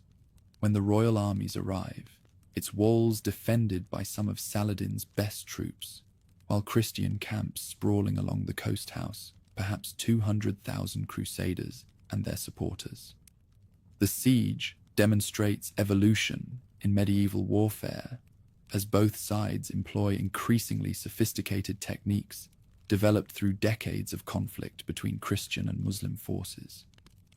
The siege engines that batter Acre's walls reflect technological advances that combine European engineering with Eastern innovations, while the naval warfare that controls access to the harbour requires coordination between Italian maritime republics whose commercial interests align with crusading objectives. Saladin's attempts to relieve Acre create complex tactical situations where 3 armies maneuver within sight of each other.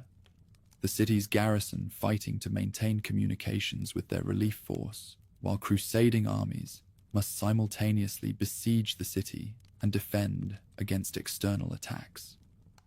The battles that result from these maneuvers require generalship that can coordinate operations on multiple fronts while maintaining supply lines that stretch across hostile territory. The capture of Acre in July 1191 provides the Third Crusade with its most significant victory, the city's surrender offering access to harbours capable of handling the maritime traffic that sustains large armies operating far from European bases. However, the negotiations that precede surrender reveal growing tensions between the royal commanders, whose cooperation becomes increasingly difficult as personal rivalries outweigh shared religious objectives. Philip's departure from the Crusade, immediately after Acre's fall, eliminates French participation, while demonstrating how quickly political considerations can overcome religious commitments when European interests demand attention at home. The French king's excuse, illness and obligations to defend his territories against Angevin encroachment, masks his recognition that Richard's military talents overshadow his own contributions, while threatening to monopolize the glory associated with Eastern conquests. Richard's massacre of Acre's garrison after Philip's departure reveals the darker aspects of his character, while demonstrating the ruthless calculation that accompanies his chivalrous reputation. When Saladin delays implementing the surrender agreement, Richard orders the execution of nearly 3,000 Muslim prisoners, their deaths serving as both punishment for perceived treachery and warning to other Islamic commanders who might consider prolonging resistance. The march from Acre toward Jerusalem tests Richard's strategic wisdom against Saladin's defensive expertise in campaigns that showcase the tactical sophistication both sides have developed through generations of warfare. The English king's advance follows the coastal road, his forces maintaining formation discipline that prevents Turkish cavalry from achieving the tactical successes that destroyed lesser commanders, while his naval support provides supplies that enable sustained operations. The Battle of Arsuf represents Richard's greatest tactical triumph, his victory demonstrating how disciplined European heavy cavalry can defeat the mobile archery tactics that Muslim commanders have perfected against less skilled opponents. The charge that breaks the Kurdish Sultan's formation requires perfect timing and coordination, its success proving that traditional Frankish military advantages remain decisive when properly employed by commanders who understand both their own capabilities and their enemy's limitations. Yet battlefield victories cannot resolve the strategic problems that prevent any realistic attempt to reconquer the Holy City permanently. The English monarch's reconnaissance of its defences reveals that even successful siege operations would leave Christian forces vulnerable to counterattacks from the unified Islamic territories that surround the sacred destination. The logistical challenges of maintaining armies in the interior while defending extended supply lines exceed the capabilities that European resources can sustain indefinitely. The negotiations that develop between the Lionheart and the Kurdish leader create one of medieval history's most fascinating diplomatic relationships, their mutual respect transcending religious differences while serving political necessities that both understand despite their opposing objectives. The Muslim commander's proposals for territorial divisions recognize Christian control of coastal regions while maintaining Islamic authority over the interior, terms that reflect military realities more accurately than either side publicly admits. However, religious considerations prevent either leader from accepting compromises that their strategic situations recommend.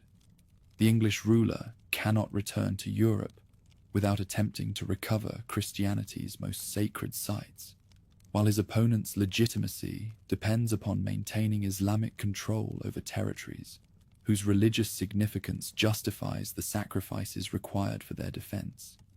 The political pressures that both face from their respective constituencies make reasonable settlements impossible despite their personal inclinations.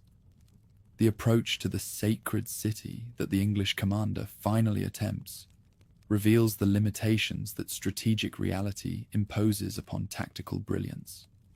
His army's advance toward the Holy City occurs through reconnaissance in force rather than serious siege preparation. The expedition designed more to demonstrate English commitment than to achieve objectives that neither leader believes practicable under existing circumstances. The decision to withdraw from the holy destination without attempting siege operations demonstrates recognition that political gesture cannot substitute for strategic impossibility. The criticism he faces from crusading nobles who expected assault upon Christianity's holiest sites reflects their failure to understand that military reputation depends upon choosing battles that can be won, rather than attempting operations that serve emotional needs while ignoring tactical realities. Al-Adil's participation in negotiations between the opposing sides reveals the diplomatic sophistication that characterizes Ayyubid governance, while demonstrating how personal relationships can facilitate political solutions when formal diplomatic channels prove inadequate. The Kurdish Sultan's brother possesses authority to negotiate binding agreements while maintaining flexibility that enables creative solutions to problems that rigid position-taking might render insoluble. The treaty signed at Jaffa in September 1192 establishes a 3-year truce that recognizes the military stalemate both sides face, while providing face-saving formulas that enable honorable withdrawal from positions that neither can maintain indefinitely. Christian control of coastal territories from Tyre to Jaffa provides access to harbors essential for maritime communication with Europe, while Islamic authority over the sacred city and the interior reflects demographic and strategic realities that make permanent Christian control impossible. The pilgrimage provisions that the treaty includes demonstrate how religious objectives can be achieved through diplomatic rather than military means when political necessities prevent territorial conquest. Christian pilgrims receive guaranteed access to the holy sites under Islamic protection, their safety assured through agreements that serve the Ayyubid leaders' political interests, while satisfying European religious needs that motivated the crusading expedition. The Lionheart's departure from the Holy Land in October 1192 marks the end of royal participation in the expedition, while leaving unresolved the fundamental problems that prevent Christian recovery of the sacred destination. His capture by Leopold of Austria during the return journey reflects the European political tensions that crusading expeditions cannot escape, while the ransom demanded for his release demonstrates how Eastern adventures create vulnerabilities that enemies exploit for domestic advantage. The mixed results of the campaign establish patterns that will characterize subsequent expeditions: tactical successes that cannot achieve strategic objectives, royal leadership that promises more than it can deliver, and diplomatic solutions that provide temporary stability while avoiding fundamental conflicts that make permanent resolution impossible. The recovery of Cyprus and maintenance of coastal access represent significant achievements, yet the failure to recapture the holy destination symbolizes limitations that no amount of military skill can overcome. The legends that develop around the English monarch's eastern exploits demonstrate how military reputation can transcend actual achievements when stories serve political purposes that historical accuracy might complicate.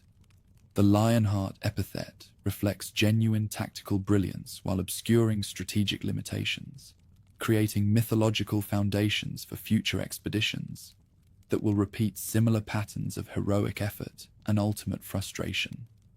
The Ayyubid rulers' retention of the sacred city while losing coastal territories represents the successful defense of Islam's most sacred sites, despite military pressures that might have overwhelmed less capable leadership. His diplomatic skills prove as crucial as his tactical abilities, the negotiations that end the expedition, demonstrating how political wisdom can achieve objectives that purely military approaches might render impossible. The institutional changes that the campaign produces in both Christian and Islamic societies reflect the organizational innovations that major military operations require, when traditional governmental structures prove inadequate for managing continental-scale expeditions. The military orders gain increased importance as European monarchs demonstrate their inability to maintain permanent Eastern commitments, while Islamic rulers develop administrative systems that enable rapid mobilization of resources when Christian threats materialize. As 1192 ends, both sides can claim victories, while acknowledging defeats that prevent complete satisfaction with the expedition's outcome. Christians maintain footholds that enable future campaigns, while Muslims preserve control over territories whose religious significance justifies continued resistance. The balance achieved through 3 years of warfare and negotiation creates temporary stability that enables both civilizations to pursue other objectives, while maintaining the option of renewed conflict when circumstances permit. Pope Innocent III calls for the Fourth Crusade in 1198. His bull post Miserabile, proclaiming that Christian warriors must reclaim Jerusalem through a new approach, striking at Egypt, the source of Islamic power that sustains resistance in the Holy Land. The pontiff's strategic vision recognizes what previous expeditions ignored. Saladin's strength flows from Egyptian wealth, not Syrian fortresses. Venice agrees to transport the crusading army for 85,000 silver marks, a sum that will transform religious warfare into commercial enterprise when the warriors cannot meet their obligations. Count Boniface of Montferrat assumes leadership of an expedition that attracts fewer participants than planners anticipated.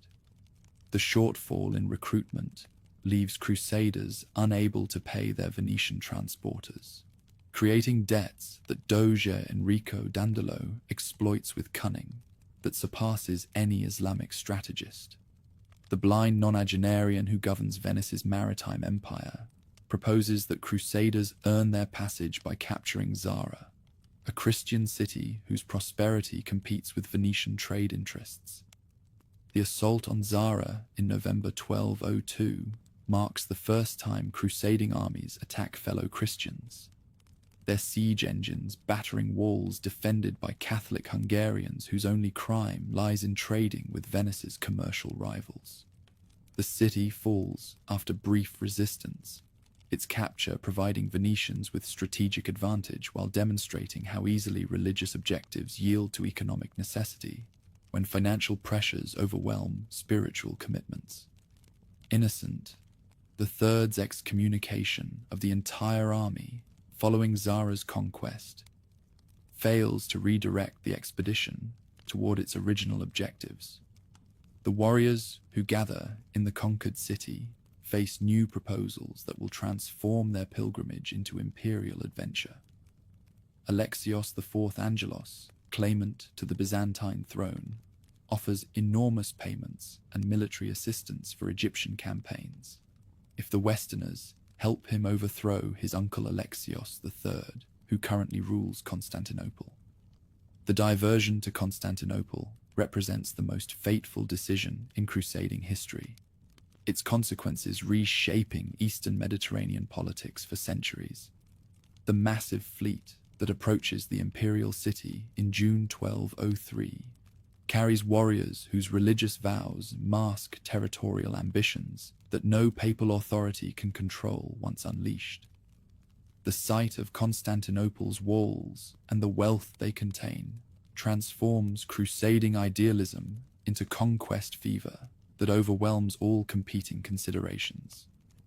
The first siege of Constantinople demonstrates that even the world's strongest fortifications cannot resist determined assault when defenders lack unity and leadership. Emperor Alexios III flees the city rather than face battle, his cowardice enabling the Latins to install Alexios IV as puppet ruler, whose promises of payment quickly prove impossible to fulfill. The new emperor's inability to extract sufficient gold from his impoverished subjects creates tensions that make renewed conflict inevitable. The riots that erupt in Constantinople during early 1204 provide the invaders with justification for actions they had planned regardless of circumstances. When Alexios IV dies in palace violence, the Westerners declare his successors illegitimate, while preparing for conquest that will eliminate the Byzantine Empire as an independent political entity. The fourth expedition abandons all pretense of serving religious objectives as it prepares to destroy the greatest Christian city in the world. The Second Siege of Constantinople in April 1204 achieves what centuries of Islamic pressure had never accomplished: the fall of the city that had defended Orthodox territory's eastern frontier since the 7th century. Western siege towers breach the sea wall, their assault unleashing 3 days of pillage that destroys artistic treasures accumulated over 8 centuries of imperial glory. The bronze horses of the hippodrome journey to Venice as trophies, while countless manuscripts that preserved classical learning fuel fires or vanish into Western collections. Baldwin of Flanders becomes emperor of the new Latin Empire, his coronation in Hagia Sophia, creating a Frankish state that controls Constantinople and its immediate environs, while struggling to govern populations that view their new rulers as heretical invaders. The partition treaty that divides Byzantine territories awards Venice strategic ports and islands, while granting noble warriors duchies and counties carved from provinces whose Greek inhabitants maintained stubborn loyalty to their exiled legitimate emperors. The establishment of Frankish rule in former Byzantine lands creates military obligations that drain Western resources, while achieving nothing for the Holy Land's defense. The Latin Empire requires constant reinforcement to survive against Bulgarian attacks and Greek resistance movements, its survival consuming knights and gold that might otherwise support operations in Syria and Palestine. The expedition that began with Nilotic objectives ends by weakening Latin positions throughout the eastern Mediterranean. Meanwhile, the Fifth Crusade attempts to implement Innocent III's original strategic vision by attacking Egypt directly. Pope Honorius III preaches this new expedition with appeals emphasizing the necessity of striking Islam's economic foundation rather than pursuing futile assaults on fortified Palestinian cities. The response attracts participants from across Europe, including Duke Leopold VII of Austria and King Andrew II of Hungary, whose royal participation provides the credibility that earlier disasters had damaged. The Siege of Damietta begins in May 1218, with forces establishing camps on the Nile Delta, where disease and unfamiliar climate create challenges that European medicine cannot address. The fortified city controls access to the Nile's eastern branch, its capture potentially opening routes toward Cairo that could threaten the Ayyubid dynasty's survival. The investment requires engineering innovations adapted to delta warfare, including floating bridges and specialized siege engines designed for marshy terrain. Cardinal Pelagius arrives as papal legate with authority that supersedes secular leadership, his rigid interpretation of objectives preventing compromises that might achieve practical results. When Sultan al-Kamil offers to return Jerusalem and much of Palestine in exchange for withdrawal from the Delta, Pelagius rejects terms that would accomplish more than any expedition since the first enterprise. The cardinal's inflexibility transforms potential victory into eventual disaster through decisions that prioritize ecclesiastical authority over strategic wisdom.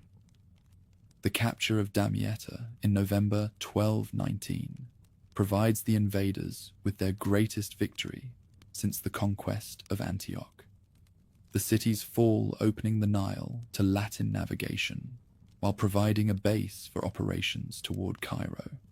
However, the triumph creates new challenges as disease decimates the garrison, while political disputes between Pelagius and secular leaders paralyze decision-making about future strategy. The wealth extracted from Damietta's capture cannot compensate for the lives lost to Nilotic fevers and the opportunities squandered through poor leadership. The advance toward Cairo in July 1221 reveals the limitations that geographical ignorance imposes upon military ambition. The army that marches inland follows routes through terrain whose characteristics they barely understand, while the annual Nile flood that they ignore in their planning transforms their advance into a retreat that becomes rout. Al-Kamil's tactical patience enables him to trap Western forces whose supply lines cannot function in flooded landscape, where movement becomes impossible and retreat turns into surrender. The Treaty of Damietta that ends the fifth expedition returns the city to Islamic control while preserving the lives of captured warriors, its terms demonstrating how diplomatic wisdom can salvage something from military catastrophe. The 8-year truce that accompanies territorial restoration provides both sides with opportunities to recover from losses that neither could easily sustain. Yet the campaign's failure eliminates European enthusiasm for Delta operations, while proving that Ayyubid power remains formidable despite internal divisions. Emperor Frederick II approaches the Sixth Crusade with diplomatic methods that achieve more through negotiation than previous expeditions accomplished through warfare. The Holy Roman Emperor's multilingual capabilities and familiarity with Islamic culture enable discussions with Sultan al-Kamil that transcend the religious hostility characterizing most Western Muslim interactions. Their correspondence reveals mutual respect and shared intellectual interests that facilitate agreements impossible between leaders who view each other as inevitable enemies. The Treaty of Jaffa, signed in February 1229, returns Jerusalem to Latin control through peaceful means that avoid the bloodshed accompanying previous conquests. Frederick's diplomatic triumph restores the Holy Sepulchre to Western worship, while guaranteeing Muslim access to the Dome of the Rock and Al-Aqsa Mosque, creating arrangements that serve both religions' needs without requiring either to abandon their sacred sites. The 10-year truce accompanying territorial agreements provides stability that military victories had never achieved. Frederick's coronation as King of Jerusalem occurs without ecclesiastical blessing, his excommunicated status preventing papal participation in ceremonies that should celebrate Christianity's greatest diplomatic achievement since the first expedition. The crown that he places upon his own head in the Church of the Holy Sepulchre symbolizes both personal triumph and institutional failure, as papal politics prevent proper recognition of accomplishments that no previous campaign had matched through purely military means. The criticism that Frederick faces from both ecclesiastical and secular authorities demonstrates how diplomatic success can generate opposition when it challenges expectations about proper methods for achieving religious objectives. Pope Gregory IX condemns the treaty as inadequate because it grants Muslims continued presence in Jerusalem, while military orders question agreements that diminish their importance by proving that negotiation can accomplish what their warfare had failed to achieve through 2 centuries of effort. Jerusalem's loss in 1244 to Khwarezmian Turks, allied with the Delta, eliminates the gains achieved through Frederick's diplomacy, while demonstrating the fragility of arrangements that depend upon personal relationships between individual rulers.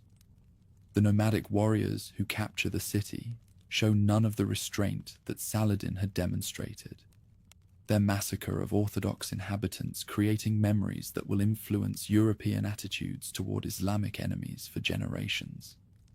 The destruction of the Holy Sepulchre's roof symbolizes the violence that accompanies Jerusalem's return to Muslim control. The Battle of La Fourby in October 1244 destroys the largest Latin army assembled in the east since Hattin, its defeat eliminating military resistance that might have prevented Islamic consolidation of Palestinian territories. The Frankish knights who die in this disaster represent the flower of crusading nobility, their deaths removing experienced commanders whose knowledge of local conditions cannot be replaced by European reinforcements unfamiliar with Eastern warfare. The Templars and Hospitallers lose so many members that their military effectiveness requires decades to recover. King Louis IX of France responds to these disasters by organizing the Seventh Crusade with royal resources that exceed anything available to previous expeditions. The French monarch's personal piety and administrative capabilities create logistical systems that enable sustained operations, while his diplomatic preparations secure Cypriot support and Italian transportation that function more reliably than earlier arrangements. The wealth that France can provide enables recruitment and equipment on scales that smaller campaigns could never achieve. The invasion of the Delta in June 1249 initially achieves success that surpasses all expectations, Damietta falling to Western assault with minimal resistance that suggests Islamic defenses have weakened since the Fifth Expedition. Louis IX's strategic vision recognizes that Nilotic conquest requires rapid advance toward Cairo before Muslim forces can coordinate effective resistance. Yet his army's movement inland encounters challenges that European experience cannot anticipate. The Battle of Mansoura in February 1250 demonstrates how tactical brilliance can become strategic catastrophe when success generates overconfidence that leads to operational errors. Count Robert of Artois leads the cavalry charge that breaks initial Muslim resistance, but his pursuit into the city streets transforms victory into disaster, as urban fighting favors defenders familiar with local terrain.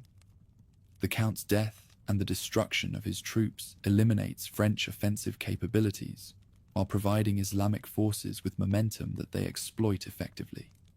Louis IX's capture during the retreat from Mansoura represents the nadir of crusading fortunes, the imprisonment of Europe's most pious monarch, demonstrating that personal sanctity cannot overcome strategic incompetence. The ransom negotiations that secure his release require the return of Damietta and payment of enormous sums that drain French resources while providing Islamic treasuries with wealth they use to strengthen defenses against future Western attacks. The establishment of Mamluk rule in the Delta during 1250 creates Islamic leadership that proves more formidable than any the crusading movement has previously encountered. The slave soldier system that brings Baybars and his colleagues to power produces military professionals whose careers depend entirely upon success in warfare, their survival instincts creating determination that hereditary rulers cannot match. The new regime's first priority involves eliminating remaining Latin territories that threaten Islamic unity. Baybars becomes Sultan of the Nile in 1260, with ambitions that extend far beyond mere defense against Western attacks. His systematic approach to eliminating Frankish territories combines military pressure with diplomatic isolation. His campaigns designed to capture strongholds while preventing European reinforcements from reaching their destinations.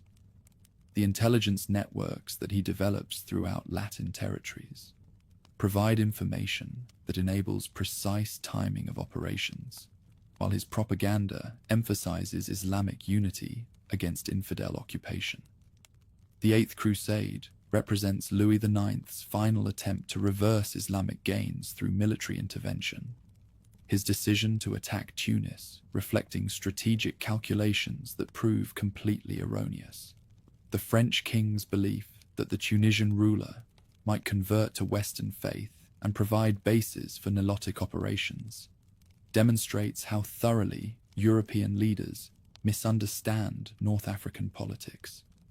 The expedition that lands near Carthage in July 1270 achieves nothing beyond providing Islamic opponents with another opportunity to demonstrate Western incompetence. Louis IX's death from disease in August 1270 during the Tunisian campaign eliminates the most dedicated royal supporter of objectives, while symbolizing the movement's inability to achieve meaningful results through traditional methods. The Saint King's demise marks the end of large-scale royal participation in Eastern expeditions, his failure proving that personal sanctity and unlimited resources cannot overcome strategic impossibilities that geography and politics create. The collapse of Antioch in 1268 under Baybars' assault eliminates the oldest Frankish principality while demonstrating Islamic military capabilities that exceed anything achieved by previous Muslim leaders. The Mamluk siege techniques that breach walls that had resisted Islamic attacks since 1098 represent technological advances that neutralize European defensive advantages. The massacre that follows the city's capture serves notice that future Islamic conquests will show none of the mercy that Saladin had demonstrated. Crac des Chevaliers falls to Mamluk assault in 1271, despite fortifications that represent the pinnacle of medieval defensive architecture, its capture proving that no stronghold can resist determined siege when defenders lack sufficient numbers and external support. The hospitaller garrison that surrenders after token resistance receives safe passage that Baybars honors, his diplomatic gesture contrasting with the brutality that accompanies other conquests, while demonstrating his understanding of when mercy serves political purposes. The systematic reduction of remaining Frankish territories during the 1270s and 1280s eliminates Western enclaves that had survived for nearly 2 centuries through combinations of military skill, diplomatic cunning, and Islamic fragmentation. Baybars' successors continue policies that prioritize complete elimination of Frankish presence, their campaigns removing strongholds whose strategic positions had enabled small Latin garrisons to control territories far exceeding their apparent capabilities. Tripoli's fall in 1289 eliminates the penultimate Western stronghold, its conquest demonstrating that even the strongest fortifications cannot resist Islamic determination when supported by superior numbers and advanced siege techniques. The city's destruction removes the last significant obstacle to Mamluk concentration against Acre, the final major Latin position whose capture will complete the reconquest that Saladin had begun but never finished.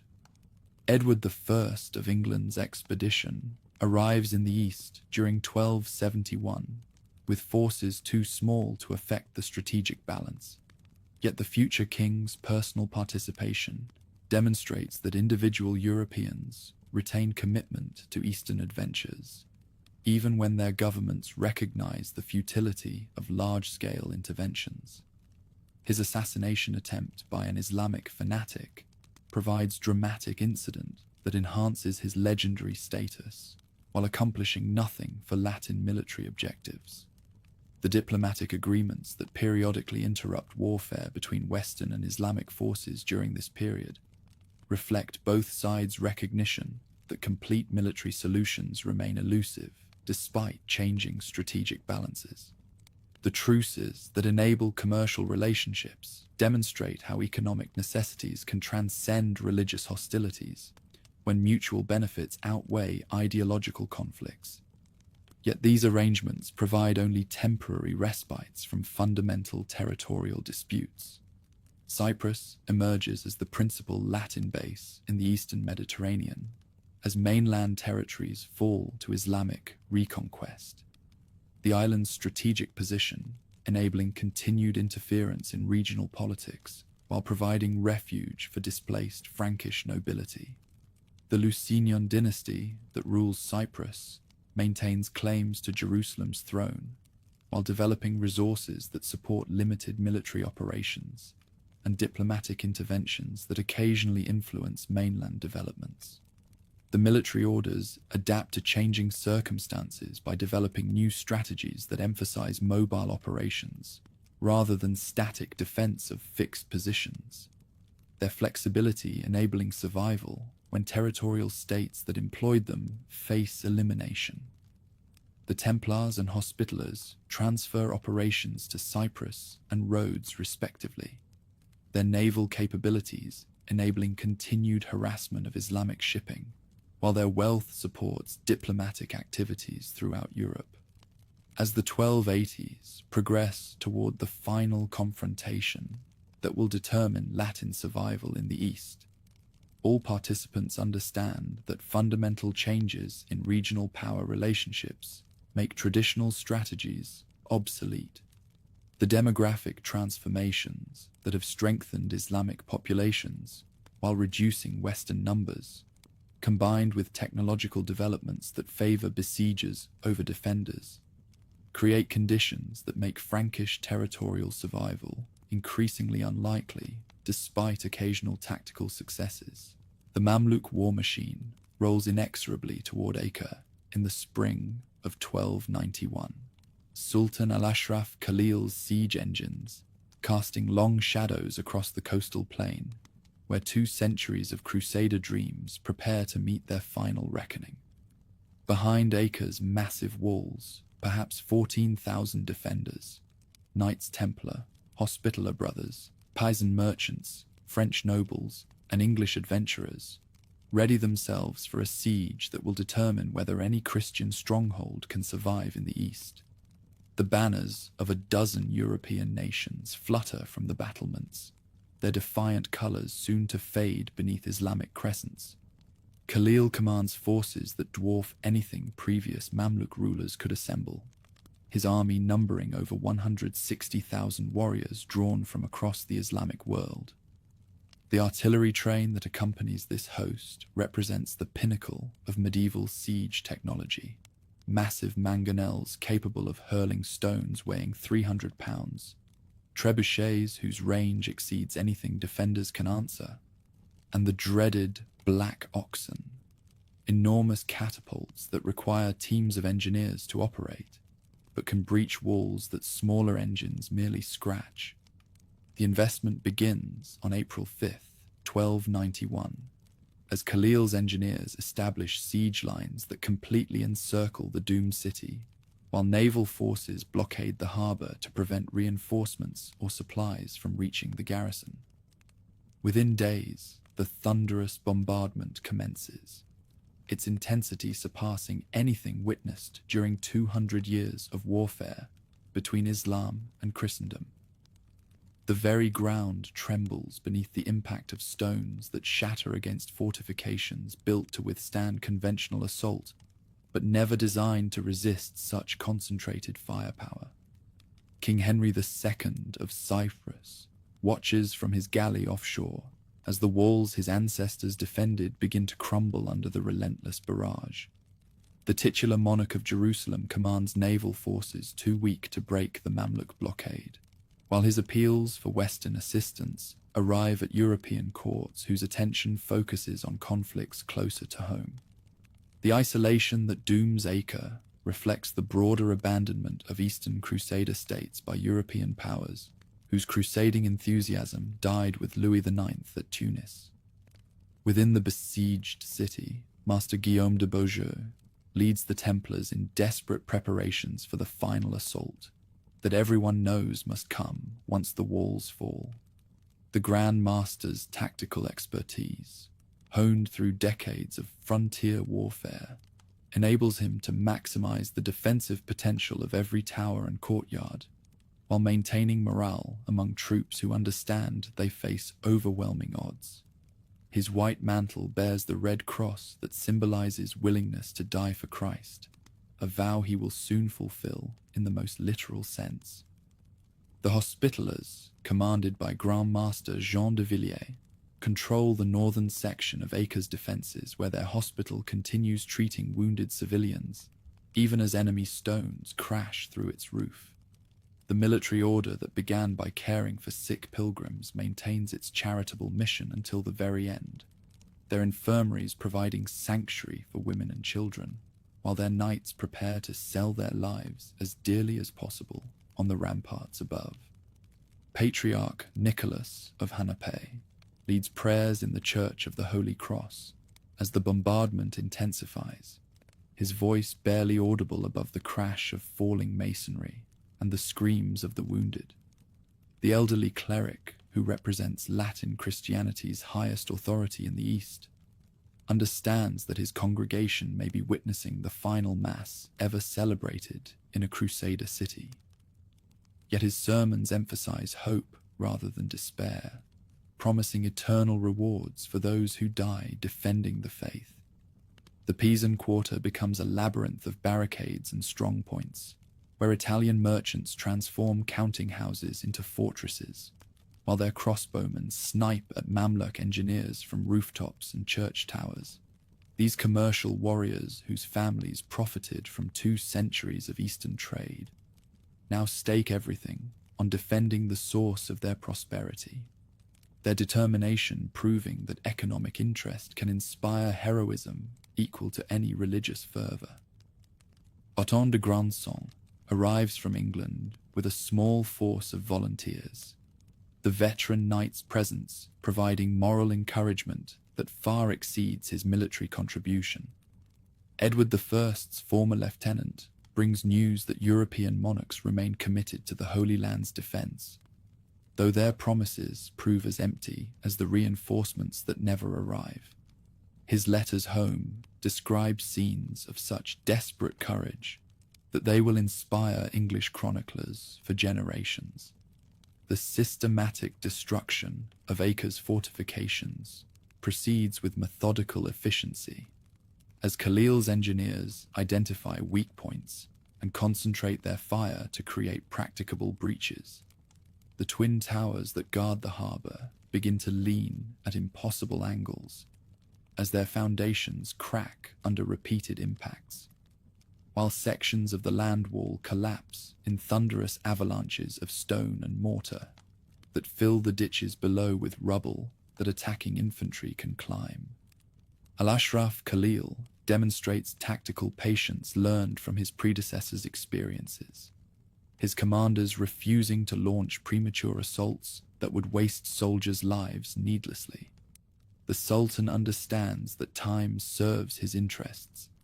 Every day of bombardment weakens Christian resistance while his supply lines bring fresh ammunition and reinforcements.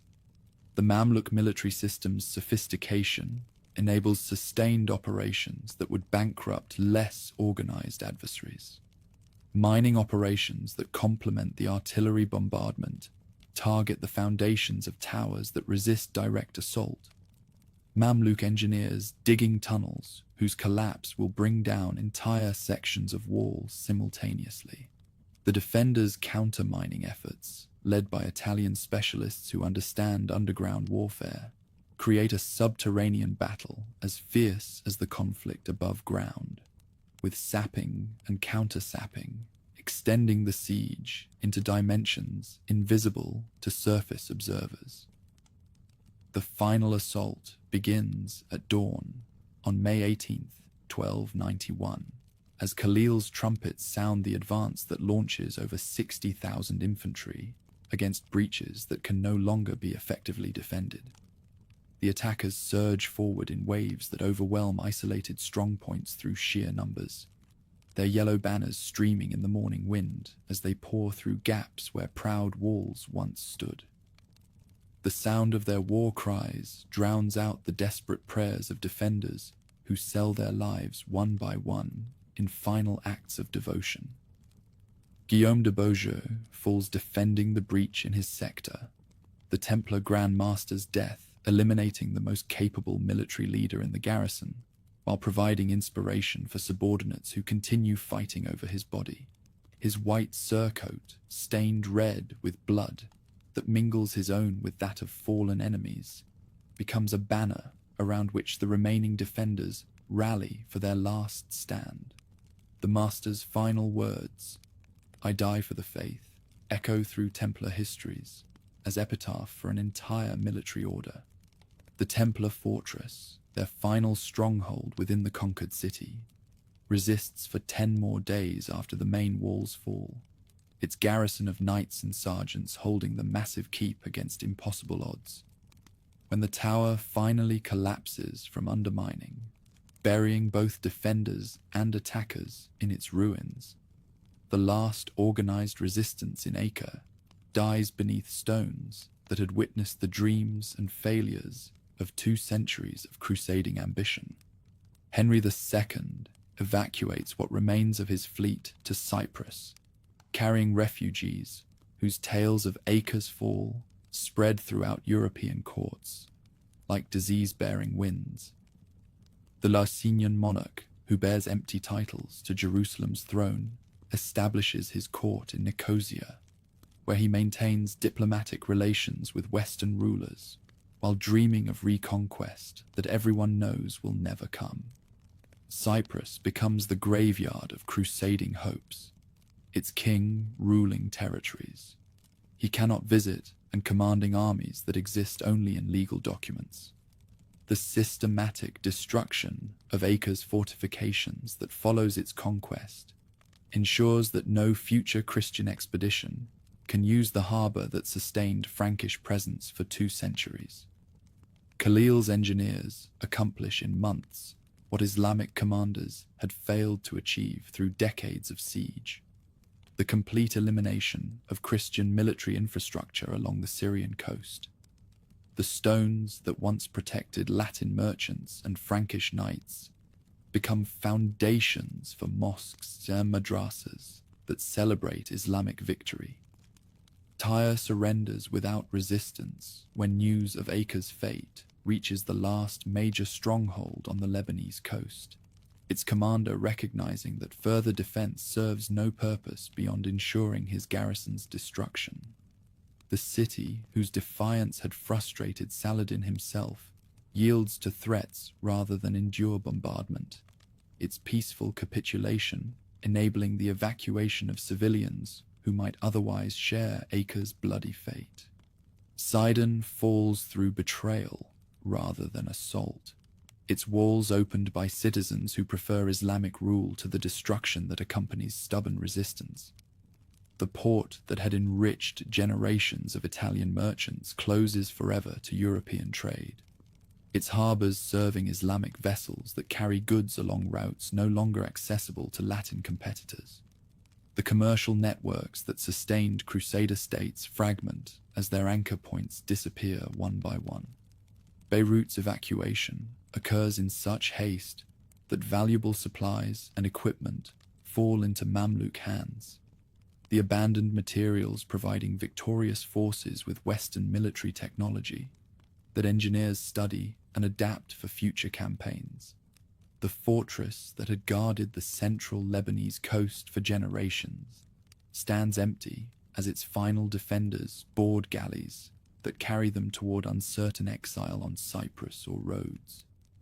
Castle Pilgrim, the Templar stronghold south of Haifa, endures the longest siege of the campaign, its walls holding firm for 3 months against artillery bombardment that reduces other fortifications to rubble. The knights who defend this isolated position understand their strategic situation perfectly. They fight not for victory, but to preserve honor through resistance that demonstrates Templar courage to Islamic enemies and European witnesses alike. The final surrender comes only after Khalil promises safe passage to the surviving garrison, his diplomatic generosity serving political purposes that harsh treatment might compromise. The Mamluk Sultan understands that mercy toward defeated enemies encourages future surrenders, while demonstrating the superiority of Islamic justice over Christian brutality. The contrast with earlier massacres enhances his reputation, while eliminating resistance that might otherwise require costly assaults. The military orders face existential crisis as their primary mission. Defending the Holy Land becomes impossible with the loss of all mainland territories. The Templars retreat to Cyprus, where their vast wealth generates suspicion among secular rulers who covet their treasures while questioning their continued relevance. The accusations of heresy and corruption that will destroy the order within decades begin fermenting in European courts where former allies become mortal enemies. The Hospitallers adapt more successfully by transferring their operations to Rhodes, where their naval capabilities enable them to continue warfare against Islamic shipping while maintaining their charitable activities among Christian populations. The transformation from land-based military order to maritime power requires institutional changes that preserve essential functions while abandoning outdated strategies. Their success in making this transition enables survival that eludes their Templar rivals. The Teutonic Knights redirect their energies toward the Baltic Crusades, where opportunities for territorial expansion remain viable despite setbacks in the Holy Land. The Prussian and Livonian frontiers offer scope for the kind of conquest and settlement that the East no longer permits, their military expertise finding new applications among populations that lack the sophisticated defenses characterizing Islamic territories. Venice suffers enormous commercial losses as the eastern trade routes that enriched the Republic for 2 centuries fall under complete Islamic control, forcing adaptation to new patterns of commerce that emphasize Atlantic rather than Mediterranean opportunities. The wealth that sustained Venetian independence requires replacement through exploration and conquest that will eventually lead to American adventures, though the immediate impact threatens the foundation of maritime prosperity. Genoa experiences similar disruption as traditional Eastern markets disappear beneath Islamic control, compelling merchants to seek alternative outlets for European goods while developing new sources of exotic products. The commercial revolution that follows forces Italian cities to innovate or decline, their responses determining which will prosper in the changed circumstances that follow crusading failure. The papacy struggles to explain theological implications of complete defeat in territories that God supposedly favored with Christian rule. Official explanations emphasizing sinfulness rather than strategic incompetence, while calling for spiritual renewal that might restore divine favor. The loss of Jerusalem and all associated holy sites challenges fundamental assumptions about providential support for righteous warfare, creating doctrinal problems that influence Catholic thought for centuries. European monarchs quietly abandon military commitments to Holy Land recovery, while redirecting resources toward domestic conflicts that promise more tangible results than continued Eastern adventures. The crusading taxes that once funded expeditions to Syria and Palestine now support wars in Wales, Scotland, and Italy, where victory seems achievable through conventional military means. The demographic catastrophe that eliminates virtually all Latin settlers from Syria and Palestine represents one of history's most complete ethnic displacements. Populations that had maintained European identity for 2 centuries, vanishing through death or exile, that leaves no trace of their former presence. The archaeology of abandoned sites reveals material culture that blends Eastern and Western elements in unique syntheses that died with their creators. Islamic sources celebrate complete victory while demonstrating magnanimity that contrasts with Christian behavior during the conquest of 1099. Contemporary chroniclers emphasizing mercy and justice that enhance Muslim reputation while diminishing European moral authority. The propaganda value of such restraint serves political purposes by encouraging surrender while demonstrating superior civilization that attracts converts and allies. The transformation of former Crusader territories into Islamic provinces occurs with administrative efficiency that suggests careful preparation for governmental changes. Mamluk officials establishing systems that integrate conquered regions into existing structures while respecting local customs that do not conflict with Islamic law. The speed of this transition demonstrates how thoroughly Crusader states had become foreign impositions upon populations that preferred indigenous rule. Cyprus emerges as the sole surviving Christian territory, with direct connections to the former Crusader states. Its Lusinian rulers maintaining diplomatic relations throughout the eastern Mediterranean, while accepting their reduced circumstances with pragmatic realism. The island's strategic position enables continued interference in mainland politics, while providing security that territorial states could never achieve. The military innovations developed during the final sieges influence European fortress design, as engineers study Mamluk successes to improve defenses against similar attacks. Technological transfer that benefits European warfare, while acknowledging Islamic superiority in siegecraft. The lessons learned from Crusader defeats prevent similar catastrophes during later conflicts between Christian and Islamic powers. As 1291 ends with Islamic banners flying over every significant fortress between Antioch and Gaza, contemporaries understand they have witnessed the conclusion of an era that began with Urban II's speech at Clermont. The dream of permanent Christian rule over the Holy Land dies in the rubble of Acre's towers, its failure teaching lessons about the limitations of military solutions to problems requiring diplomatic wisdom and cultural understanding. The chroniclers who record these final disasters emphasize both the heroism of last defenders and the completeness of Islamic triumph. Their accounts preserving memory of an experiment in religious colonization that achieved initial success before succumbing to demographic realities and strategic impossibilities.